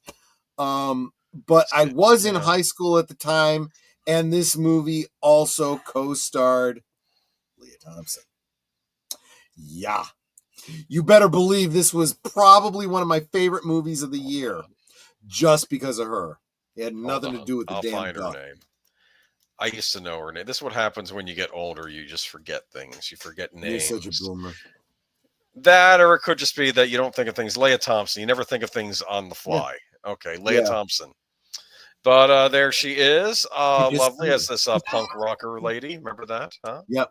Yeah. She was in a band or whatever, and Howard the Duck, kind of inspired her on one of her songs, then became her manager. And remember, he wanted to be in music management and when he was on the Duck Planet before he got trained. You guys are probably, what are we talking about? What is this movie about? It's about a duck planet where everything like on our Earth is in the ducks on Howard the Duck, of course. He's in an apartment. All the world is populated by anthropomorphic ducks. Yep. Right? He's in his apartment. He pulls out a magazine. It's Play Duck. It's got there's like a Raiders centerfold with a, unclothed duck woman with breasts. And you can even see like different ethnicities are represented because there's a duck with black feathers, which I guess was supposed to be. That's right. Really? At one point, he crashes through somebody else's apartment, and there's this duck chick. I mean, there was a lot of duck nudity in this movie. There are duck boobs, and I guess that wasn't enough to get an R rating because it's like it's a because they were ducks. Yeah, exactly. I'm looking at that, and I'm like, it wasn't doing anything for me, but I'm not judging. I guess. And although Leah Thompson, was fully clothed, he was just barely fully clothed. Let me just say. There's a lot of stuff in this movie. Like he's working at a hot We talked about Howard the Duck on a previous Geeky Geezers. Yes, we did. You did a clip of that and the feathers on his head. I couldn't find the pic like you had. The picture I used made that one of the most watched videos on your this channel, is your opportunity to do your own version of that for your channel now if you want. Maybe man, this is just I would argue, and it was upon rewatch this I realized something. There's half a good movie here. That's what kills me. Like there is some good stuff, like the animatronics. I'll say this for the duck costume, state of the art. I mean, really absolutely good. Up there with the Ninja Turtles. Kevin brings up Man-Thing. Did they do a movie of Man-Thing too? No, they did a Swamp Thing. Yeah, I know Swamp Thing actually had a couple movies. Who knows? Maybe they did a Man-Thing. Marvel was all over the place back then, but a lot of the movies didn't get high budgets. You had these terrifying. Yeah, but we're both drunk. If we were to throw anything at each other, we'd both miss. Anyway. But there's Howard the Duck. There was we get to see a little bit more of her. There you go. That's not the exact one, but it's that same scene. Oh man, his feathers start. Wow, wow, you got a perfect freeze frame here, dude. I did not even know this scene was Oh my God. This movie is billed as a family feature. There's some inappropriate stuff in here. There's a scene with him. It's more inappropriate than you realize. Yes. The person playing that duck is a child. Oh no. She felt very uncomfortable doing these scenes, not because of her state of dress, but because she was doing a love scene with a child. No. This reminds me, I've told you how I love those Italian giallo movies, and yeah, not coincidentally, maybe coincidentally, the title of this movie was called Don't Torture a Duckling. But there's a scene where there's a naked sunbathing Barbara Boucher, and this young boy goes up to bring her, I guess, some orange tea. And like the Italian government, when they found out this movie, they got mad. They were like, you had a kid in front of that naked woman? No, from the back. When we were shooting from the back, it was a dwarf. They had to prove that, yes, we had a dwarf on set pretending to be the kid in those scenes. That's actually kind of funny. And they had to explain it because even in Italy, they have standards, So I just. But I'll tell you what. So young freshman in high school Troy is like, yeah, as a kid, I totally would have wanted this role. Please. This is just because you have to wonder if they eventually do get into a relationship, and I don't even want to think about what happened. Would like she have twins? He's got a little tiny duck condom in his wallet. Oh, and she said, "Oh, Howard." Yes, there's a scene she goes, "Oh, Ducky." Oh, Ducky. Yeah. Anyway, there was a scene where he's working at a hot tub place because he ends up going to the. He wants to get on the what is it? He wants to get the unemployment checks, and he's like, no, I know punks like you. I'm gonna get you a job, and he gets a job cleaning this hot tub place, and like there's this.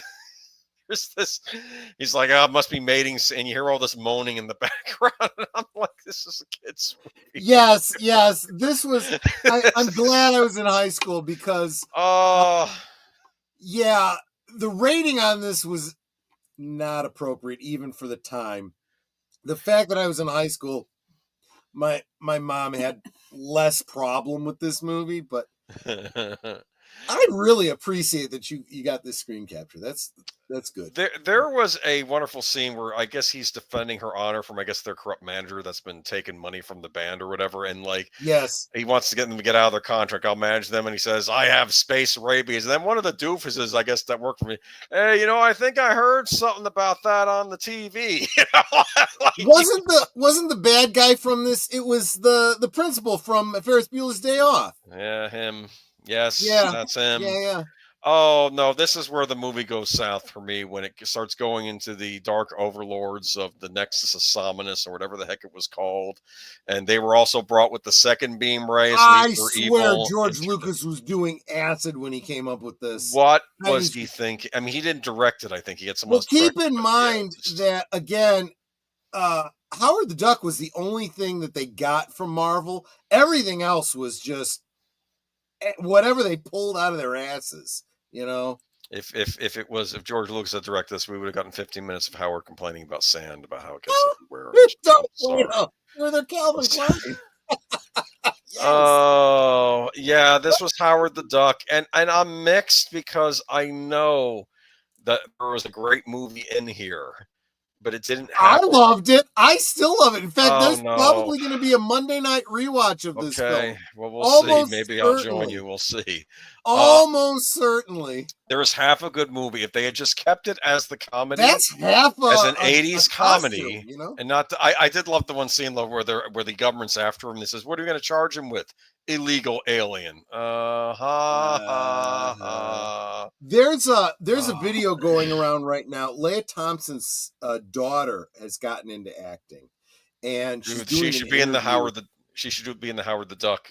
They should do a Howard the Duck. She's talking about how she became aware of her mother's acting career. She said she was flipping through movies and she happened on Howard the Duck. And she saw this movie and she asked her mother about it. She's like, Mom?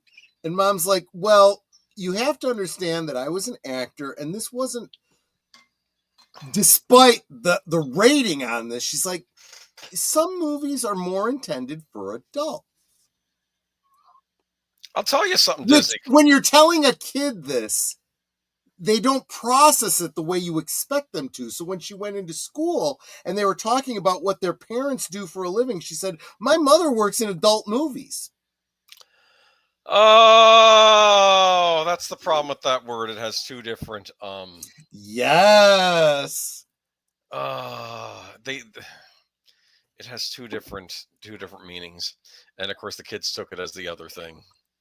That's true. I have, since this movie came out, looked into it, and you're right. Howard the Duck, the book, is intended for adults. Yeah, it was not. Yeah. If Disney or Marvel right now were to do Howard the Duck as just an adult comedy, and I would be completely on board with that. That would be something that would get me excited for a Marvel movie again, and maybe be truer to the comics it was based on. And I would like to check that out, but I don't know if that's ever going to happen. But they kept teasing him in those Guardians movies. Fitting, since the Habsburgs were the Dark Lords of Europe. Yeah, that's a great point. That's a great point. I was disappointed when I found out that Peter Porker, the Spider-Ham, was not from the Howard the Duck planet. I thought he no. That would have made sense, right? No. That would have been pretty cool. He's from another interdimensional thing. Yeah, not entirely, okay, yes. But whatever. I thought that would have been interesting in fact, was Spider-Ham's villains like Dr. Octopus would have been an actual octopus in that world? I don't know. Like I knew of those comics, but I didn't actually read them. I don't know. That's another thing. Anyway, Howard the Duck, still infamous. Let's face it. This was a Leah Thompson venue, and Howard the Duck was a co-star in this movie, as far as I'm concerned. Yeah. Well, she was the star. Yeah. Oh my. And Tim Robbins is in this. Do you remember Tim Robbins in this? Yes, he did have a role. Didn't he try to help him out or something like that? Yeah. He was trying to help him get home or something like that. Remember, he started speaking duck to him when he first meets him. Oh, jeez. What are you doing?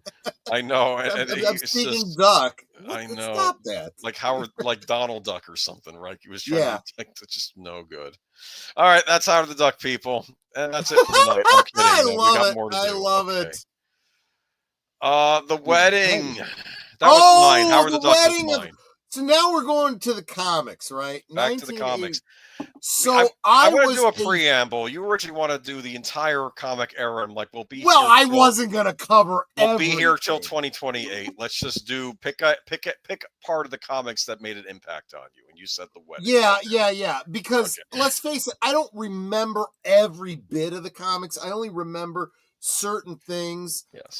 There was, for example, sometime after this, there was a Kraven the Hunter story. Where Spider-Man, gets buried alive and all this.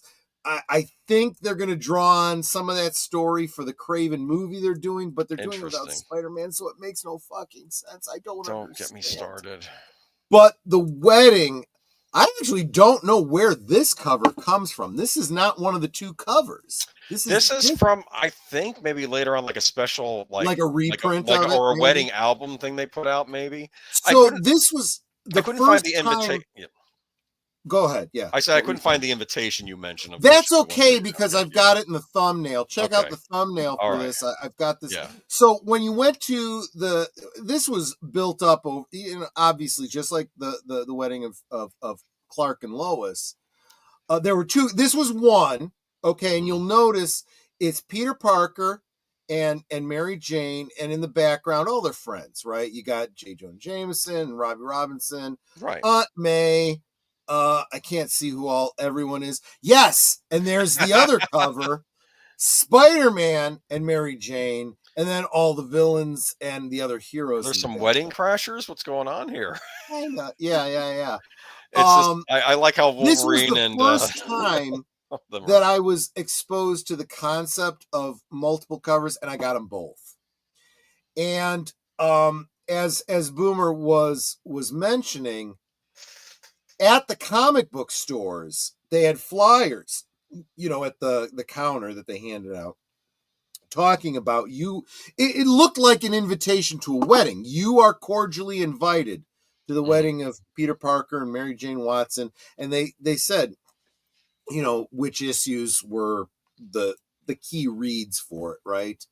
Let me tell you, I was already subscribing to the Amazing Spider-Man, Peter Parker, the Spectacular Spider-Man, the Web of Spider-Man. Really, Spider-Man's titles were the only ones that I was reading in the Marvel Universe. The only time I would buy other titles was if it was the second part of, or the first part of something I was reading in Spider-Man. I'm like, well, I need the whole story. So I'd go and I'd get an X-Men or I'd get an Avengers or whatever, just to, Yeah. This wedding was amazing, because my history with reading the comics from like the 70s on was basically the relationship of Peter Parker and Mary Jane. In my mind, I was saying, I'm looking for that really hot model, who comes to my door and says, "Face it, Tiger, you've hit the jackpot." Wouldn't you believe it actually happened? It actually happened. Good on She's you. waving at me. But yeah. So and let's face it, right? A lot of kids our age related to Peter Parker, right? You want to do great things, but you also get picked on at school, and you don't have any money, and you get in trouble for being out late, and Without having a loved one like a Mary Jane in his life, I think Parker wouldn't make it. I think she's the Rock. Let's be absolutely honest not. I think without her, it's over. Because what else does he have? He's a very different character from Batman, right? Batman is like obsessed to the point of insanity. He could do without a relationship. He could do without anything. He's all about his mission. Peter feels the weight of his mission, right? Because of the responsibility. Yes. And because he's feeling all that weight, he needs to have a life outside of it. He needs to be Peter Parker. Yeah. He needs to, have people to care about, whether it's Aunt May, Mary Jane, whatever the case is. That's also what makes the whole Gwen Stacy story so tragic, right? When she dies and he blames himself for it. I mean, this is just, some great storytelling. He's a very, very different character in that regard. And people are invested in this relationship maybe more than any other relationship, maybe more than Clark and Lois, maybe. I don't know for sure. But those two are up there at the top. And if you F around with those, you will incur the ire of the comic book and fan. They have over and over and over again. The comic fans get very angry when you mess with this romance and knock it off.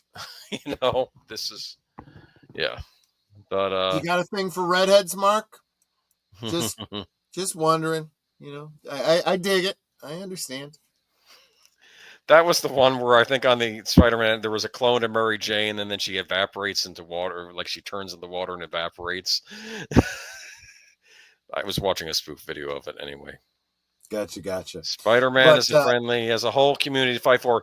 He does, but I'm saying that he does feel the weight of the world. Let's face facts. He gets hit a lot in his personal life. With more so than I think he deserves. Yes. Oh yeah, absolutely. He made one mistake when he was starting out that got his uncle killed. I don't think he should have to pay for that the rest of his life. All right.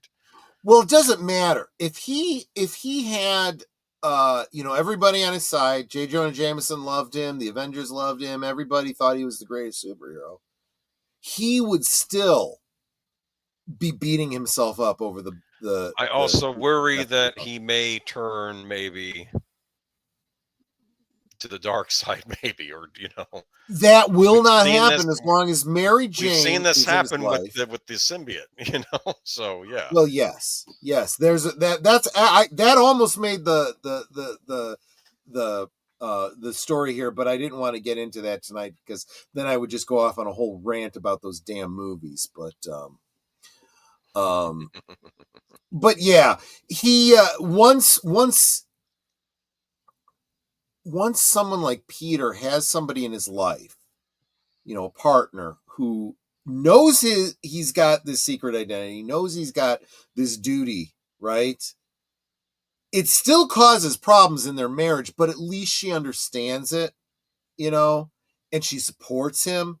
And that's when the stories are at their best, and then they have a number of future stories.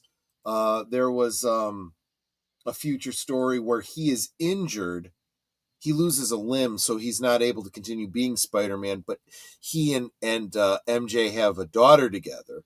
Names her after his Aunt May. So names her May, but it's she goes by the nickname Mayday, right? She becomes Spider-Girl. She inherits his powers. Let me tell you something. When Aunt May died in the comics, I was devastated. And I remember calling a buddy of mine just like in tears. Aunt May died. Aunt May? Who's Aunt May? Spider-Man. Dude, you need to get a life. Oh, I was upset. The death of Aunt May in the comics, oh gosh. She's on her deathbed and Peter comes to her and says, Aunt May, I can't, I gotta confess, I gotta tell you something that I've been hiding from you for all these years. I'm Spider-Man. She goes, oh, Peter, I've always known. Tell me that doesn't bring a tear to your eye, man. Come on. And I did love the fact that in the Tobey Maguire comics, they kind of alluded to that. Yeah. There's a great conversation he has with Aunt May, where she's being very oblique, talking about how you have to do what you have to do, and this and that, and people count on you and stuff. She's not directly saying, "I know you're Spider-Man," but it's possible the audience all kind of knows. Yeah, she kind of knows. Oh man, though, but I remember on Superman the Animated Series, there was a death of a character on that show, and it was like a gut punch when it happened. It really hits you, so I get that. Yeah. That's why they say there are certain characters you can kill and bring back, and there's other characters that always have to stay dead. Uncle Ben has to stay dead, right? Yeah. The Waynes, when they die, they need to stay dead. They don't come back. Yeah. If you go screwing around with that, you're going to piss off a lot of people, and you're going to kind of ruin your own story. God bless you. Thank you. All right, but this was a big event. Did they have a nice wedding? They went on honeymoon. Their friends were there. There was some interruption. Of course there was. They didn't get to go on their honeymoon initially, but then eventually, yeah. Okay, that's nice. They settled into, yeah. My pick. 1988 Venom, yeah. All right. Basically, I'm doing kind of Venom Mania, at least the early parts of it when he was still a villain. You remember Venom, right? I had the Secret Wars comic. Oh my goodness! He was introduced. Dude, yes. That was worth some coin. Okay, so this is where everyone in the chat is gonna flip out. So I had all of these comics from like the late 60s up through the Secret Wars, including the one I just said, and right up to a storyline we're going to talk about later. Gave them away to a friend's son. Gave them all to him because he was a big Spider-Man fan. And I just like, you know what? You like Spider-Man? Here, take these comics. I hope he took care of them because some of them were very, very valuable. It was nice. It was a nice gesture. Yeah. And comics are meant to be read. I agree. But there's Venom. Venom Mania was big. I kind of knew about him when Carnage came on the scene, but I did have the trade paperback that told the origin of Venom.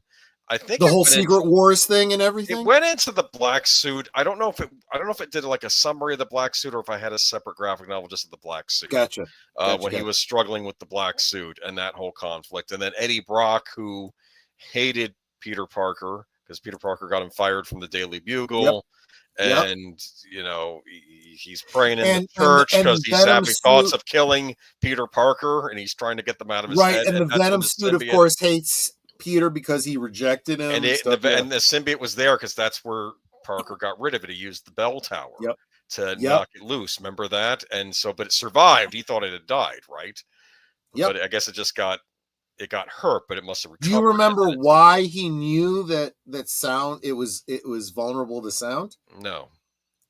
So there's this great story. So okay, let's back up. Okay, let me take you back to the beginning. So he obtains the symbiote during the Secret Wars. He's on Beyonder's planet, right? And his uniform's all messed up and whatnot, and he's going through this laboratory that's got all these weapons and stuff in it. He sees this black goo is suspended in a what's it called, and he goes, and he's curious because he's kind of a scientist himself, and he goes and checks it out, and this thing like gets on him. He's like, ah, and all of a sudden it just kind of covers him and becomes this black suit, and he's like, wow. He goes, this is great, this must be nanotechnology. He's like, and it must respond to my my subconscious thoughts. He says, I must have been thinking of the costume. At the time, there was a Spider Woman who had this black and white outfit. He goes, I must have been thinking of that at the time, and that's, the outfit it chose. Not realizing this is a living entity, symbiote. He doesn't realize that until much later when, he gets back to Earth, and he's, he also loves the fact that this thing makes webs for him. He doesn't have to keep filling manufacture the webs. It makes it for him. Exactly. So it's a plus. This is the Ring of Power from Lord of the Rings. That's what the analogy was, I'm going to use. This is, and it's too good to be true. Yes. And when he wasn't, look, he used to have to take off all his clothes, put on his mask, hide his clothes. He'd web them like in an alley somewhere, have to go back and find his clothes later. Well, with this, it would cover him and he'd be in his Spider-Man outfit. Yeah. And when he wanted to go back to being Peter, it would take the form of like a leather jacket. And it was like the perfect thing, kind of like, nanotechnology. Yep. But for whatever reason, he didn't really understand. He wasn't sleeping well. He was tired every single day.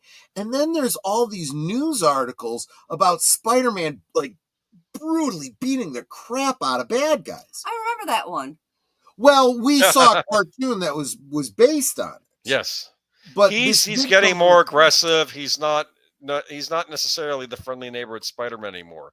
I remember on that Spectacular Spider-Man show we watched on, streams on Mr. Magic Channel. They did he had blackouts. He was starting to have blackouts. Yes. He could remember fighting. What happened was when he went to sleep. Yeah. What he didn't know was that the symbiote would engulf him and then go out and do things at night, stopping crime and everything. And he was kind of like asleep, unconscious inside the symbiote, not realizing it was beating the crap out of people, nearly killing them. And it was drawing energy off of him, so he was tired. And he still thinks this is some sort of technology. So he goes to the only scientist he can think of that would be able to figure out and who knew where this came from. He goes to Reed Richards. He's like, look, when we were on Beyonder's planet, I picked up this nanotechnology suit, and there's something wrong with it. It's like, making me sick. And he does some scans of it. He goes, this is a living thing. This is a symbiote. He's like, what? Get it off me. And he can't get the thing to leave him now because it's trying to bond to him. Yes. He's like, if it bonds to you, you won't be able to remove it. He says, let's try. And they try, Johnny Storm tries to flame it and it does nothing. And he doesn't want to hurt Peter. And eventually they figure out this sonic weapon that Reed has really hurts it. And they're able to get it off of him, and they put it in a containment unit. And he's like, thank you so much. He's like, I can't thank you enough, Reed. But now he's in his underwear and everyone can see his face. He's like, I can't go home like this. So Johnny's like, I'll give you, one of my, Fantastic Four suits. He's like, but they can still see my face. So they put a bag over his head and punch out holes. And honestly, they made an action figure of that. This became a famous, like, and he has a whole adventure on his way home where he's got to fight someone dressed in a Fantastic Four suit and a bag. I don't, it was the most bizarre thing. But eventually, Venom gets out, tries to bond with Spider-Man again. You remember from the cartoon, there's that old mental ability. Ends up in the bell tower to get rid of him because he remembers, Reed said, sound. So ding, ding, bong, bong, gets rid of and that's when, he ends up joining with Brock, something Brock. Eddie Brock. Eddie Brock, yeah. Big dude, too. See, this is the other thing. I don't think any of the film adaptations have gotten this right. Eddie Brock was a friggin' bodybuilder. He was a bodybuilder, he was like Lou Ferrigno size. Yeah. Yeah. I want to make a point, too, and I feel they get this wrong with the Venom character sometimes. This is the reason Venom looks like this is I think this is Eddie Brock doing a distorted version of the Spider-Man costume to mess with Spider-Man with the whole tongue and the sharp fangs. I think this is. I don't think it's Eddie doing it. I think it could be the symbiote, but whatever it is, yeah. But so, for example, I always imagined that Eddie Brock's chin is above the top jaw that you see, and that lower jaw is just symbiote. Yeah. I have a question, though, and this may be a loaded question. Was Venom good for Spider-Man? I love this story, and I love the fact that he becomes a villain later on. Then unfortunately, they introduced more symbiotes, so Venom can't be as evil as he was because we have Carnage, who's a serial killer. So then they kind of turned Venom into an anti-hero later on, and it's like, well, just why? Because he has standards and he won't kill a baby in the street? That doesn't make him a good guy. It's just he just has standards. This comes down to the whole concept behind a symbiote. And those of you, my first experience with symbiotes, of course, was Deep Space Nine, Jadzia Dax, right? This idea of a blended, you have a personality that's two individuals, and they have to work together, right? I always imagined it if, Nanette and I were like combined into one person by going through a teleporter, right? Why are you using my name? I don't want to call you Netter's Network. That's weird. No, but you call me Netter. Everybody calls me Netter. You guys know what I mean. Anyway, but I'm not used to hearing you use my name. But we would be so, because we are usually so in sync, right? If we were one person, I could kind of see that. And you see that in the Trill in Star Trek. Mm-hmm. That's not what you see with Peter and the symbiote Venom. They're kind of at cross purposes, and there's that whole element of the symbiote feeling rejected. Now, I've heard some people talking about I have not seen any of these movies, so I don't know anything about the plots behind them. The Venom movies? Yes. I saw the first one. That was enough. I refuse. I won't watch a single, because so you can't have Venom without Spider-Man. It's not Venom to me. But then they did the Raimi version. I didn't care for that one either. Right. But they just can't get Venom right, and it's like I'm starting to think just stay away from Venom now.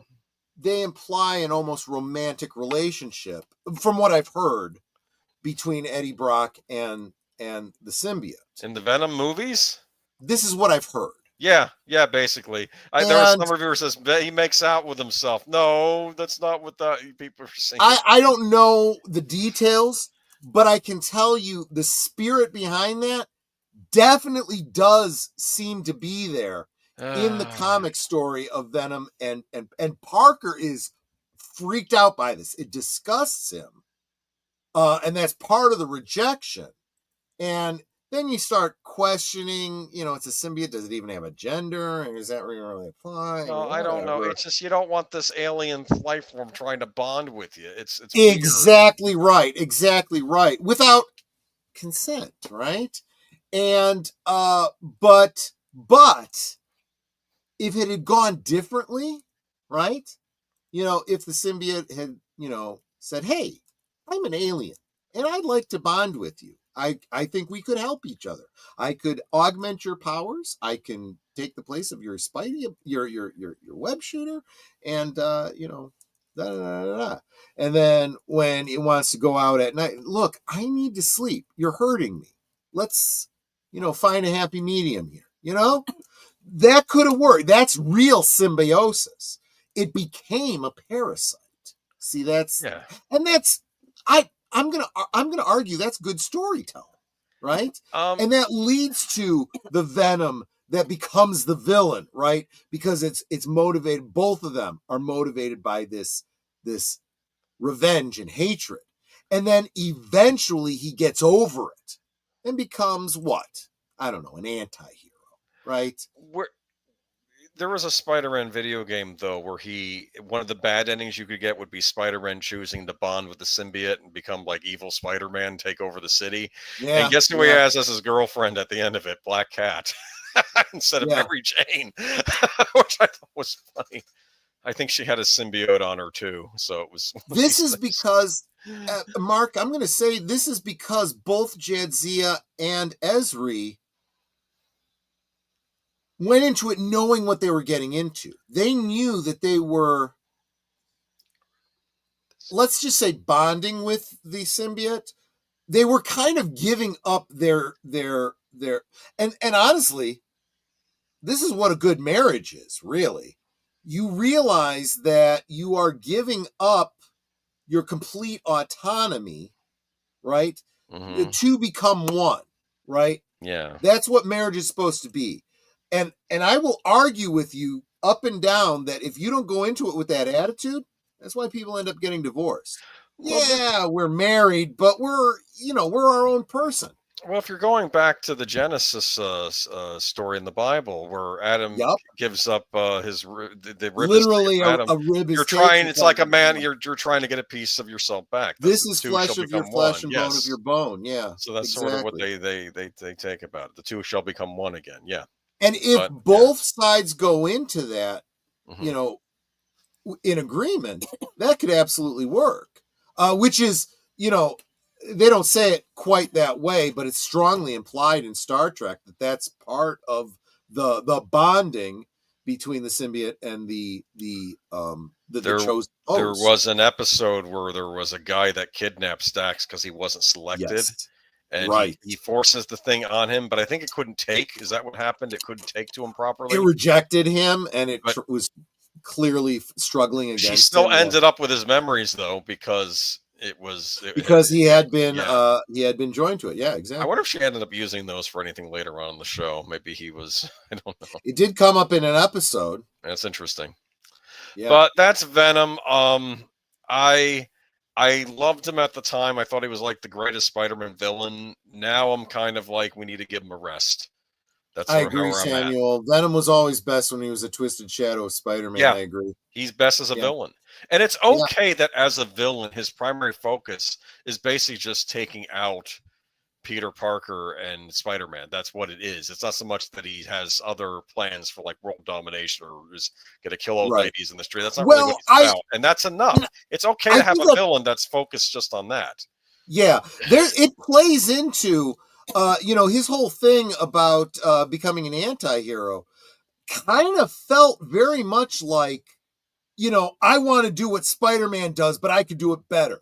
So he's going back to, what he was trying to do when Peter was asleep, right? It's like, I'll show you. And he's kind of trying to be a hero, but he's, again, an anti-hero because he doesn't come at it with a good spirit. He comes at it with a hateful attitude. Of course, I remember the Punisher also started out as a Spider-Man villain, didn't he? Absolutely, and very similar reason he becomes an anti-hero. He's very much the Charles Bronson type character, right? The Death Wish character. Oh, this was my segue. Perfect.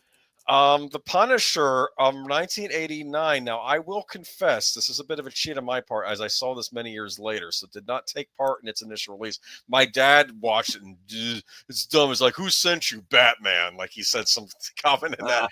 I watched it later. I think I watched it after the Thomas Jane, maybe even after the Punisher Warzone movie came out. Yeah. But I think this So held 89, up pretty well. Just so I know where we're going, 89 is the Dolph Lundgren? Or is this Tom Jane? This is the Dolph Lundgren movie. Okay. Thomas Jane was 2000s. I was going to pick one of the Punisher movies. Who the heck was in the Ray something was in the Warzone, which is my favorite of the three. Unfortunately, that one is technically not before MCU because it came out the same summer as Iron Man. It came out toward the end, so technically Iron Man precedes it. So, but here we have Dolph Lundgren. This is the original Punisher movie.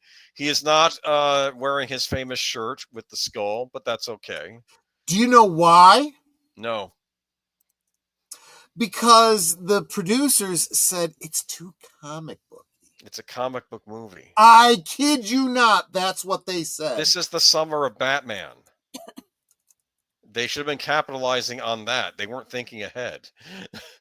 It's kind of funny. This one came out the summer of Batman, right? Or the same year as Batman. And Punisher Warzone came out the same after The Dark Knight. I didn't even think about that. Yeah. And I don't know if this is a B-movie version of Batman like I thought Punisher Warzone in a way, a B-movie version. Feels like that, doesn't it? Okay, so I'm thinking, is this going to have the same Marvel problem we ran into with those like Nicholas Hammond Spider-Man, or because I don't know if there are any major Punisher villains in it, but I don't think it matters because the villains we have are pretty good. Yes, they were good. The plot of this movie is he is going after the mafia, right? That's what he's doing because I guess he was a witness to one of their. I guess him and his family were at a park having a picnic lunch, Frank Castle, and then they see a mob hit, and I guess they saw the guys doing it, and then they start shooting at Frank Castle and his family, and they kill his. They kill his wife and daughter, and he's the only one left. It was absolutely brutal. And he's like, I'm taking them all out.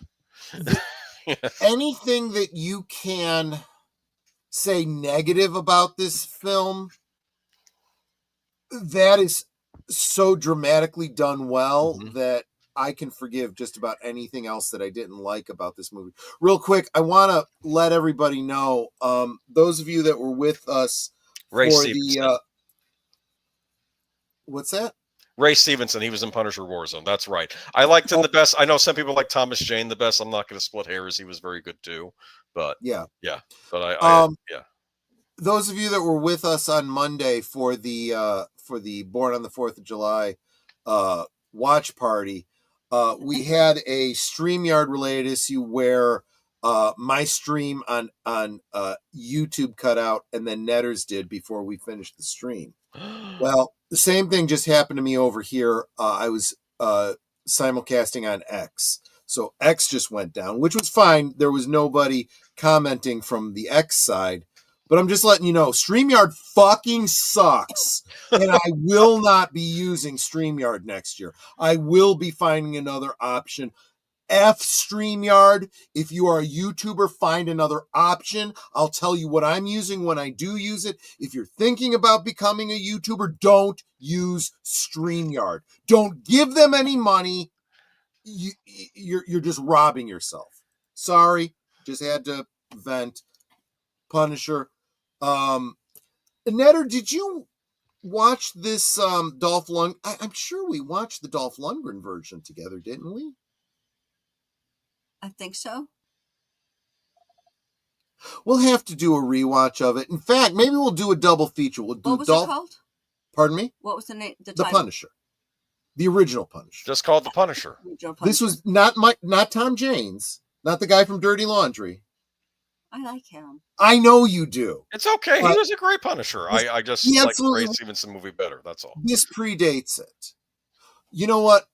Yeah. On a future Monday, we'll do I'm pretty sure I have, but I like the Punisher. So. Yes, I agree with you. He's my favorite superhero. There you go. We need to do and because honestly, I'd like to watch the two back to back.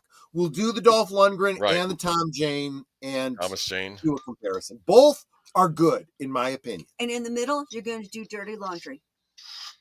Maybe I'll follow up like the third, No, you know what you I'll could add a do? third You know what feature. you could do? You could do Dirty Laundry and the Thomas Jane Punisher, and then you could do regular Punisher, Dolph Lundgren, and then Ray Stevenson Punisher Warzone. You could do that. Well, Dirty Laundry doesn't take that long, so I could Oh, actually never make mind it a then. third feature. What the on it. heck? Yeah. Thomas Jane was in another movie that they thought was a spiritual successor to the Punisher. It wasn't Dirty Laundry though. Oh, Some I don't know. I'll find the title of that. But Yeah, you look should into do it. your- I'd be interested. Yeah, I because forgot what it was called. All right. if you don't know what Dirty Laundry is, Dirty Laundry was Tom Jane's doing a fan film follow-up of to the his Punisher. Punisher. Basically, he was not. It wasn't a licensed Punisher thing. I don't think it's even called Punisher Dirty Laundry. It's Right. just called Dirty Laundry, and it's really about Frank Castle going to do his laundry, and stuff happens around him, and he's like, "I got to do what I got to do because I'm the Punisher." You know.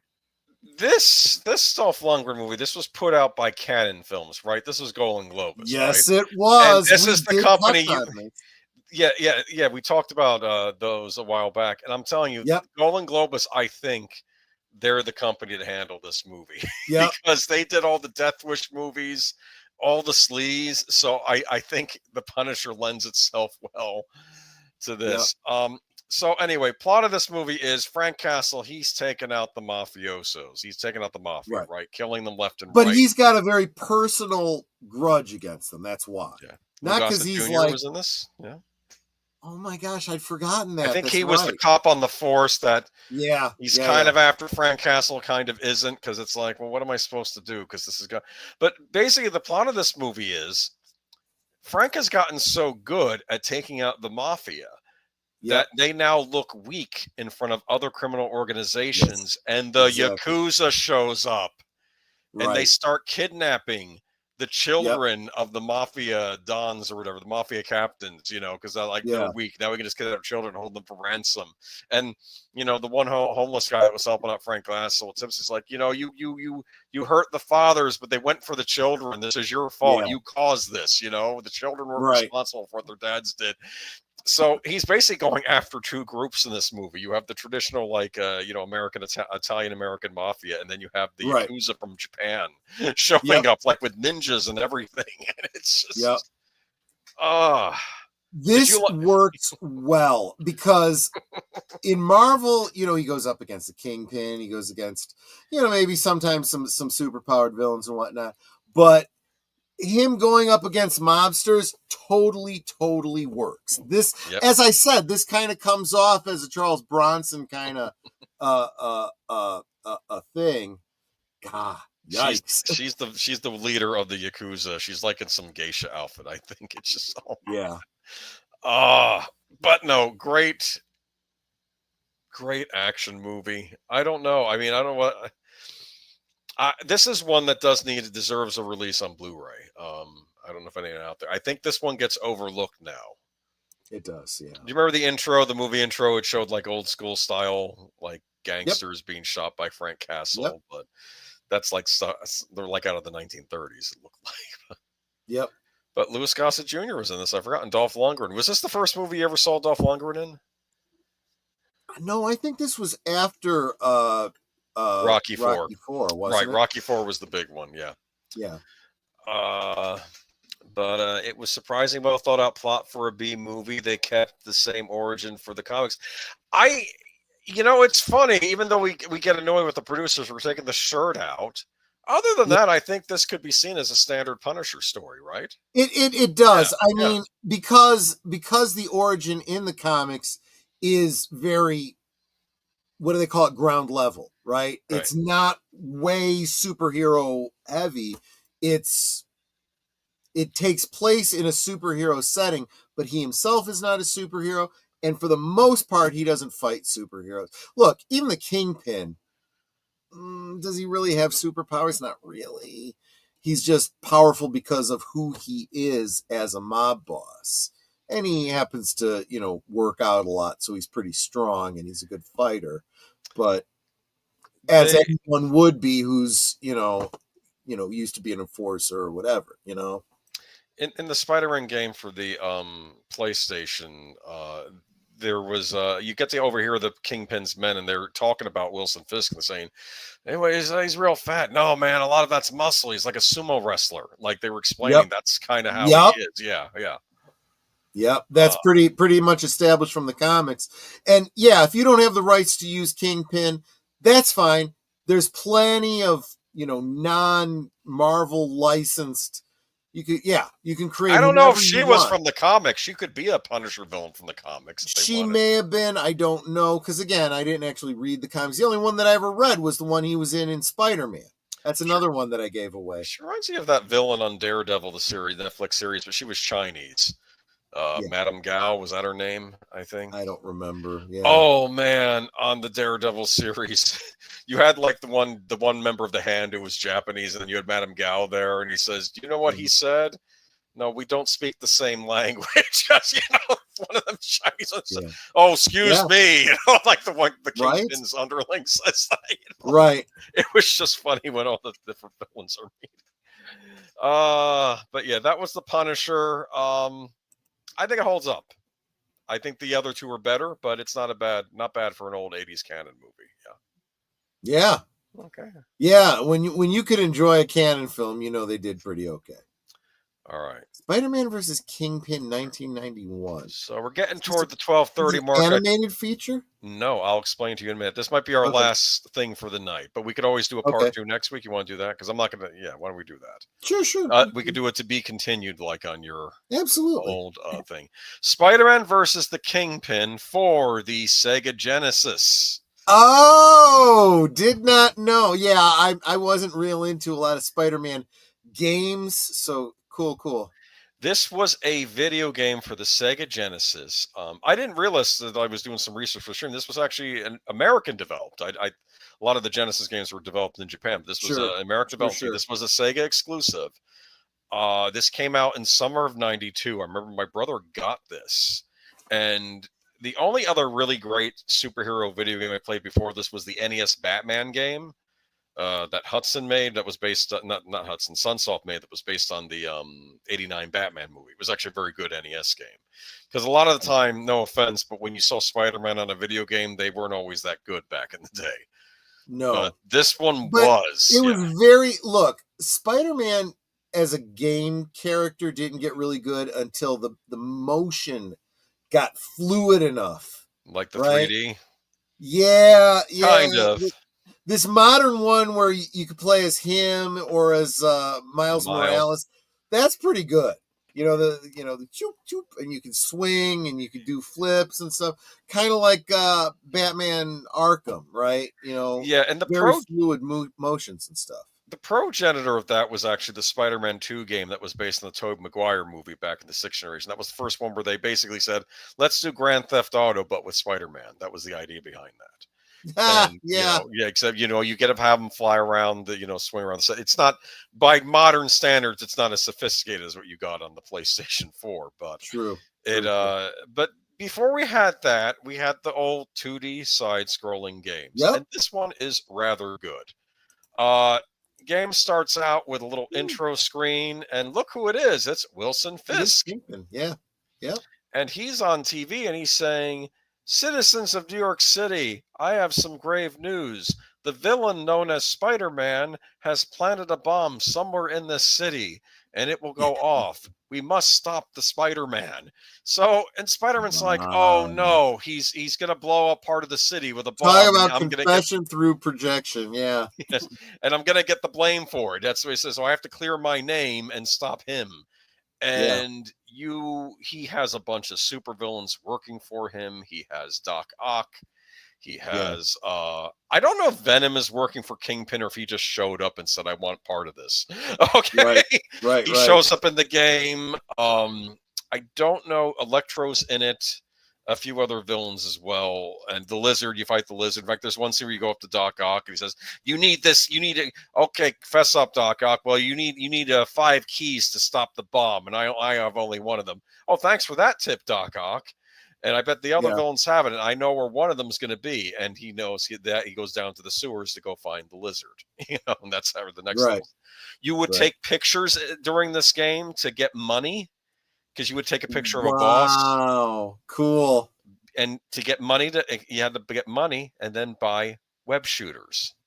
Because you had limited web shooters in this game. You didn't have unlimited web shooters in this game.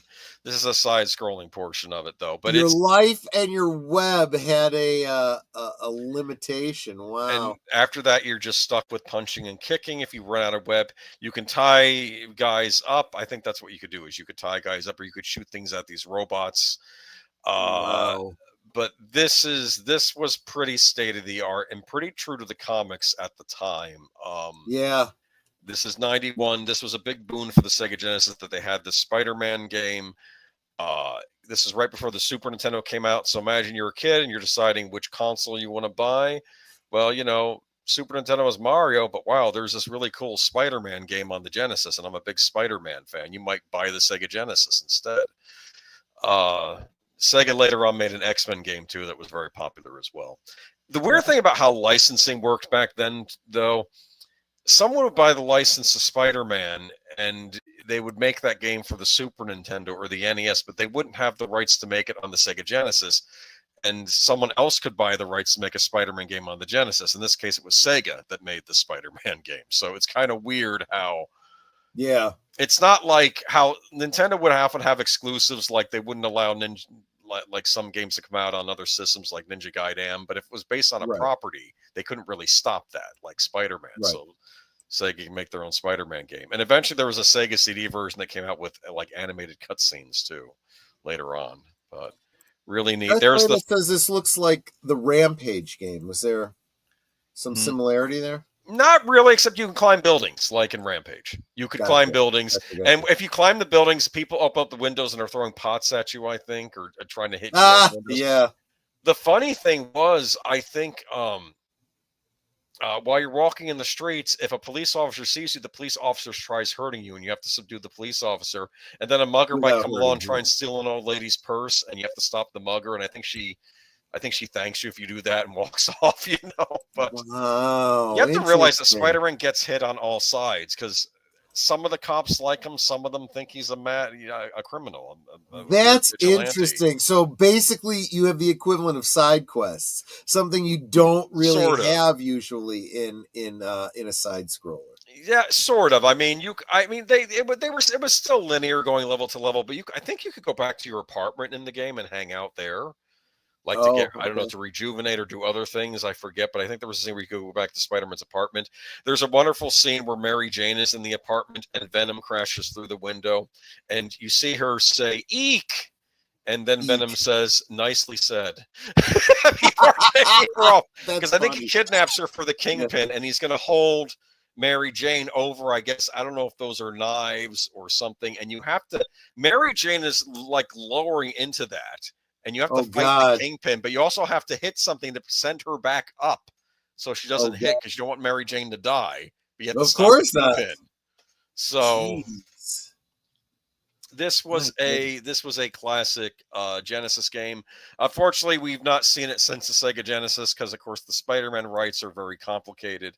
It would have been cool if this could get a re-release someday. Sega also made X-Men games that were very popular as well at the time, but. And they made a game based on Batman the Animated Series as well, Sega did. The Adventures of Batman and Robin, which has a kind of a cult following to it as well. That's the weird thing. Sega could put out a Spider-Man and X-Men game and then put out a Batman game. That's how licensing worked back then. They put out a Ghostbusters game. I think I've told you about that game before. Yes. But they put out Disney games. Sega did a lot of licensed games, and sadly, a lot of them are lost. That's the Ghostbusters game where it was just the three, and they didn't have Winston, and then someone made a fan version where they added Winston to it. Yep. So what they did was I guess they kind of blackfaced one of the other models. Oh.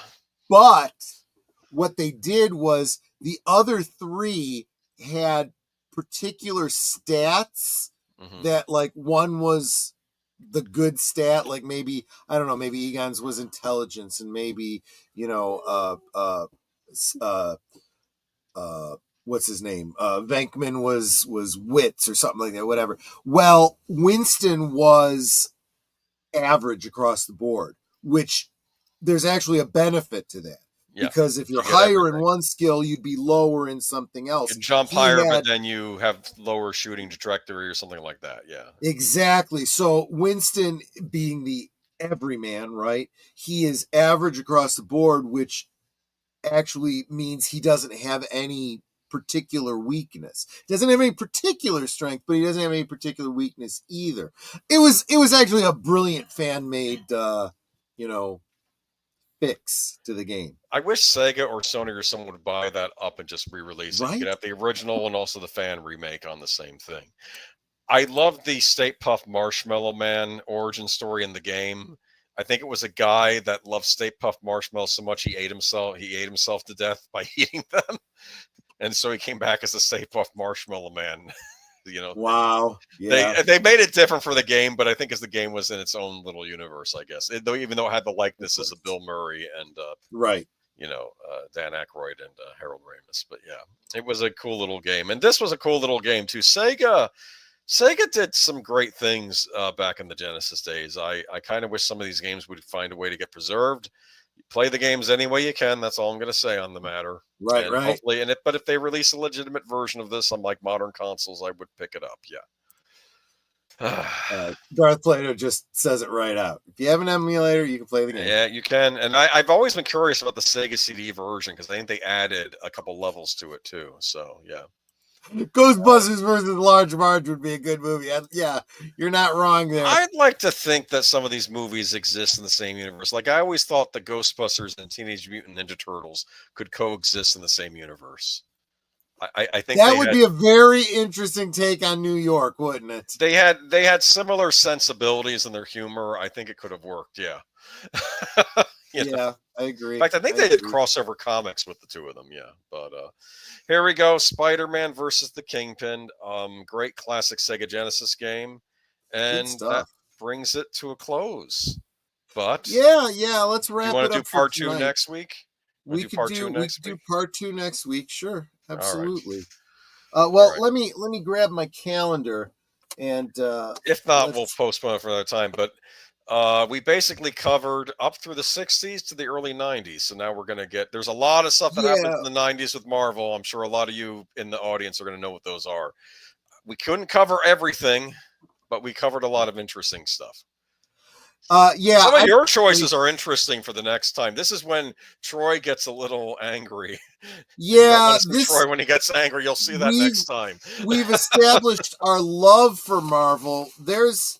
There are some missteps in Marvel. We'll cover some of that next time, and they're going to be one of mine is what many people call it a misstep, which I have kind of affection for, but it's okay if you hate it, But we'll get to that absolutely. Next week. Yeah. And we'll talk about that next week.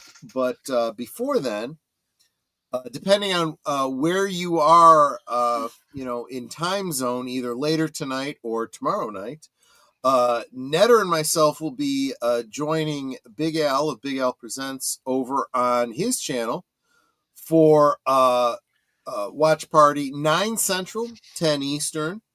Ice Pirates. He's I think he's doing for this month. He's doing sci-fi comedies, and Ice Pirates is absolutely a great one. Looking forward to that. I actually have that one on DVD, so.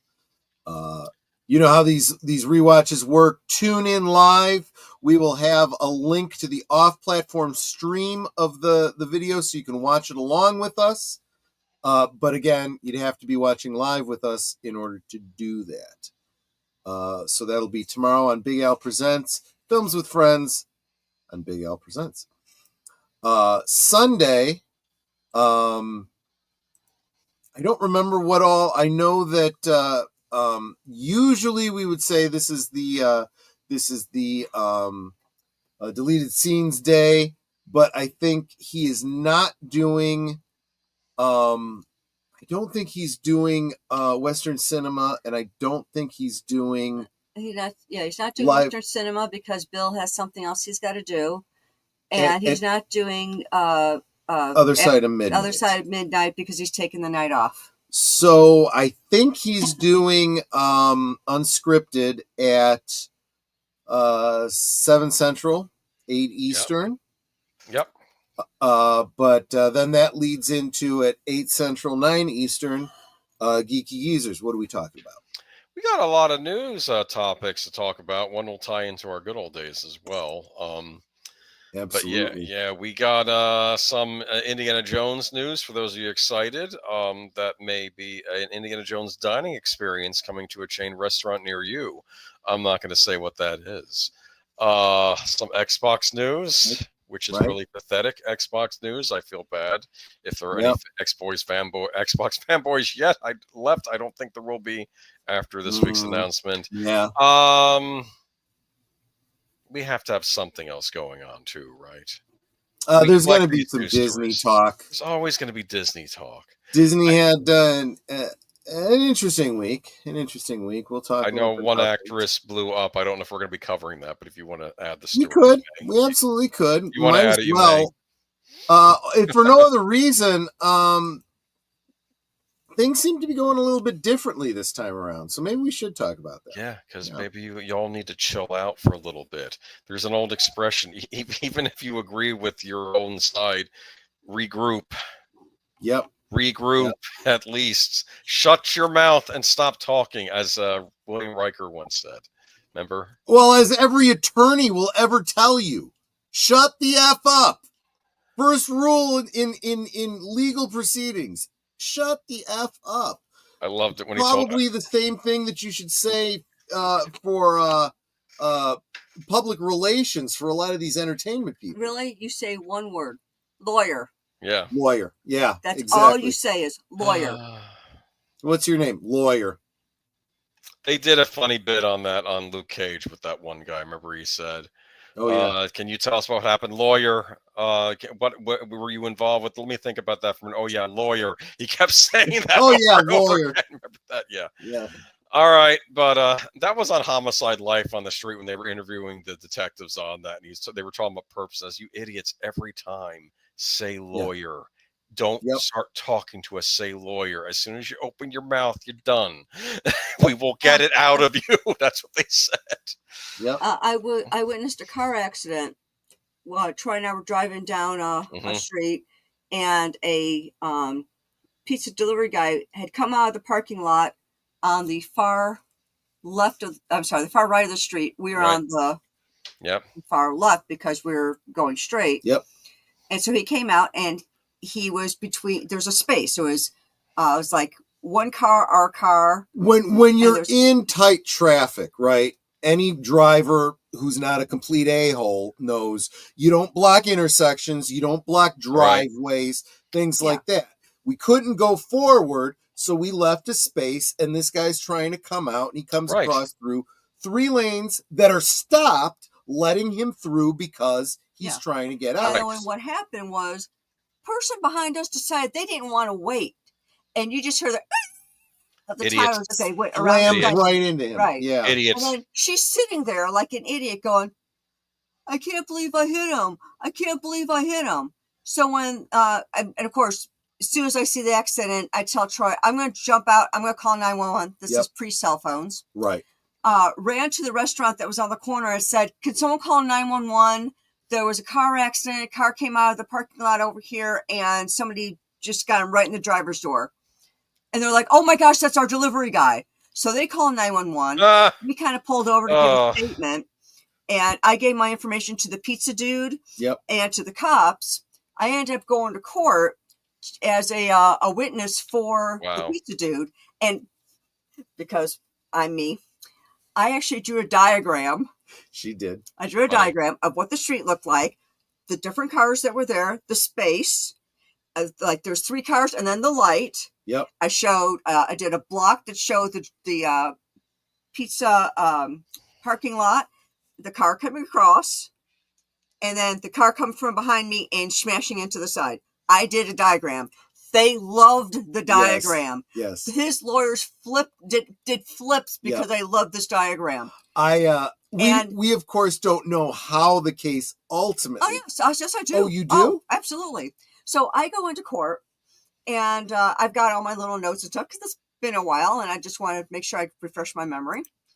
And so they got me on the stand. They're like, okay, do you Netter was the dash cam in this case, Yeah. Daniel. Yeah. And it's like, do you remember this incident on such and such a date between Mr. So-and-so and Miss So-and-so? I'm like, may I check my notes? They're like, absolutely. So I have this envelope in my lap. I open it up. I take out my papers. I look, I'm like, yes, I do remember that. I didn't know their names at the time, but yes, it was a gentleman that worked for this restaurant, and this woman, that lady over there and this fellow over here.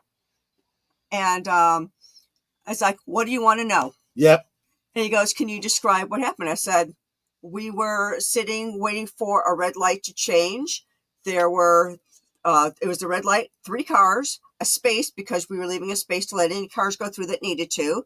Then there was 1 car, myself, and then cars behind us. The person that was behind us, who was that young lady, decided she didn't want to wait for the red light and wanted to go up to the front to try and make a turn or something. Screeched out from behind us, and you could hear the screeching in the tires as she came around our car, and then she smashed right into the side of of this gentleman's car. And what the other lawyer, he goes, objection, by the description of screeching tires. And I just looked at him and rolled my eyes. In fact, I rolled my eyes. The judge rolled his eyes. The attorney talking to me rolled his eyes. Yeah. And it's like, fine. There was a sound as she came from around my car to go, into the next lane. She was in oncoming traffic. Yep. To get to the front because she didn't want to wait. Yeah. She should have waited. Like, well, thank you for your testimony by the time I finished. And the lawyer called me the next day. He goes, Mrs. Pacelli, I just want to thank you so very much. We won the case because of your testimony and that map. I asked. We loved your map. I asked my buddy who's who does that kind of law. He's like, yeah, the attorney for the person that drove around you probably said we want to settle because they had no case. Yeah, because he's like, she had to pay for all damages. And because, the guy was like a poor college student. He's like, I can't afford to pay for the repairs of my car. It's my car, not the restaurant's car. Yeah. It's my car. He couldn't afford to pay for the damage she caused on it. She's either repairing that car or buying him a new one. She had to pay for the repairs to his car. She had to pay him extra money for, pain and suffering and all that sort of thing. She ended up paying a decent amount of money. I think it was something the insurance probably paid pretty close to the limits. Yeah, it was something like 30 grand, 40 grand, something like that for this kid. And they're just like, thank you so much. I'm like, hey, I saw something, I said something. The Tyson Paul winner can fight the guy who fought as a woman in the Olympics. Interesting. Yeah, I'll be I don't usually follow this kind of stuff, but I'll be interested to see who won that fight. But we're wrapping up. We can go take care of that. So let's finish out the week. So Monday? So that's geek. That's geeky. Monday. So Sunday actually is Life Day for those of you that celebrate the Wookiee holiday. Therefore, Monday, we are going to be doing. Oh, was it rigged? Like a wrestling match? Okay. I don't have a dog in the hunt, so it's no skin off my teeth. But which reminds me, I got to go in for cleaning soon. But Monday, we will be doing the annual watch party for the Star Wars Holiday Special. I am going to try to present the Rift Tracks version, but I have a really hard time transferring that. So if I can't do that, we will be watching the Thank the Maker edit, which is really the superior version of the holiday special. It's got some added scenes. It's got some added scenes. It takes out a lot of stuff that is pretty cringeworthy. So it also it swaps out Diane Carroll for some actual Star Wars adult parody footage. There we go. So definitely you want to tune in and check this out because it's very difficult to find the Thank the Maker edit online now. Let's face facts. A certain man, I'm not going to say who it was, George Lucas, yes, doesn't like this and doesn't want it out there. Okay. I honestly feel like if they could get away with it, Disney would probably release it just to make the money off of it. We can't even get the theatrical editions released. They're not going to release the holiday special. Yeah. Well, no, but they have at least canonized Life Day and a lot of other elements of it. So, you know, so we'll talk more about the holiday. Man. By the way, itchy fan. you see two of my Life Day action figures behind me. We'll talk more about that on Monday too. So that's Monday at 8 Central, 9 Eastern on my channel. Right. Boomer, if you can make it, I'll be there. I'll be there. I'll be there for Life Day. All right. Because you're just crazy enough to join me every year for this thing. Yes, it has to be. You know what Tuesday is? Live from Sparkwood 21. Well, it is, but I mean, in a more broad sense, it's International Men's Day. Oh, just thought I'd throw that out there. Okay. But let's so 7:30 Central. It's 8:30 Eastern. Live from Sparkwood and 21. We will be going through the first part of the Twin Peaks, the final dossier. I have it on. I have the audio version of it. Oh, you may not have even seen this yet, Boomer. No, I was talking to Steven about this deleted scenes. I had said that it was only an hour long. I was wrong.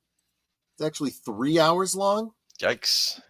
Yeah. So what I'm doing is I'm taking the first hour of it and turning it into like a slideshow. Okay. So we will be watching it on Cosme. I think you guys will enjoy it. Yeah. And if you really do enjoy it, and if Deleted Scenes agrees, I will convert the other 2 hours into footage for the following weeks. But we're going to get through the final dossier because there is a lot there.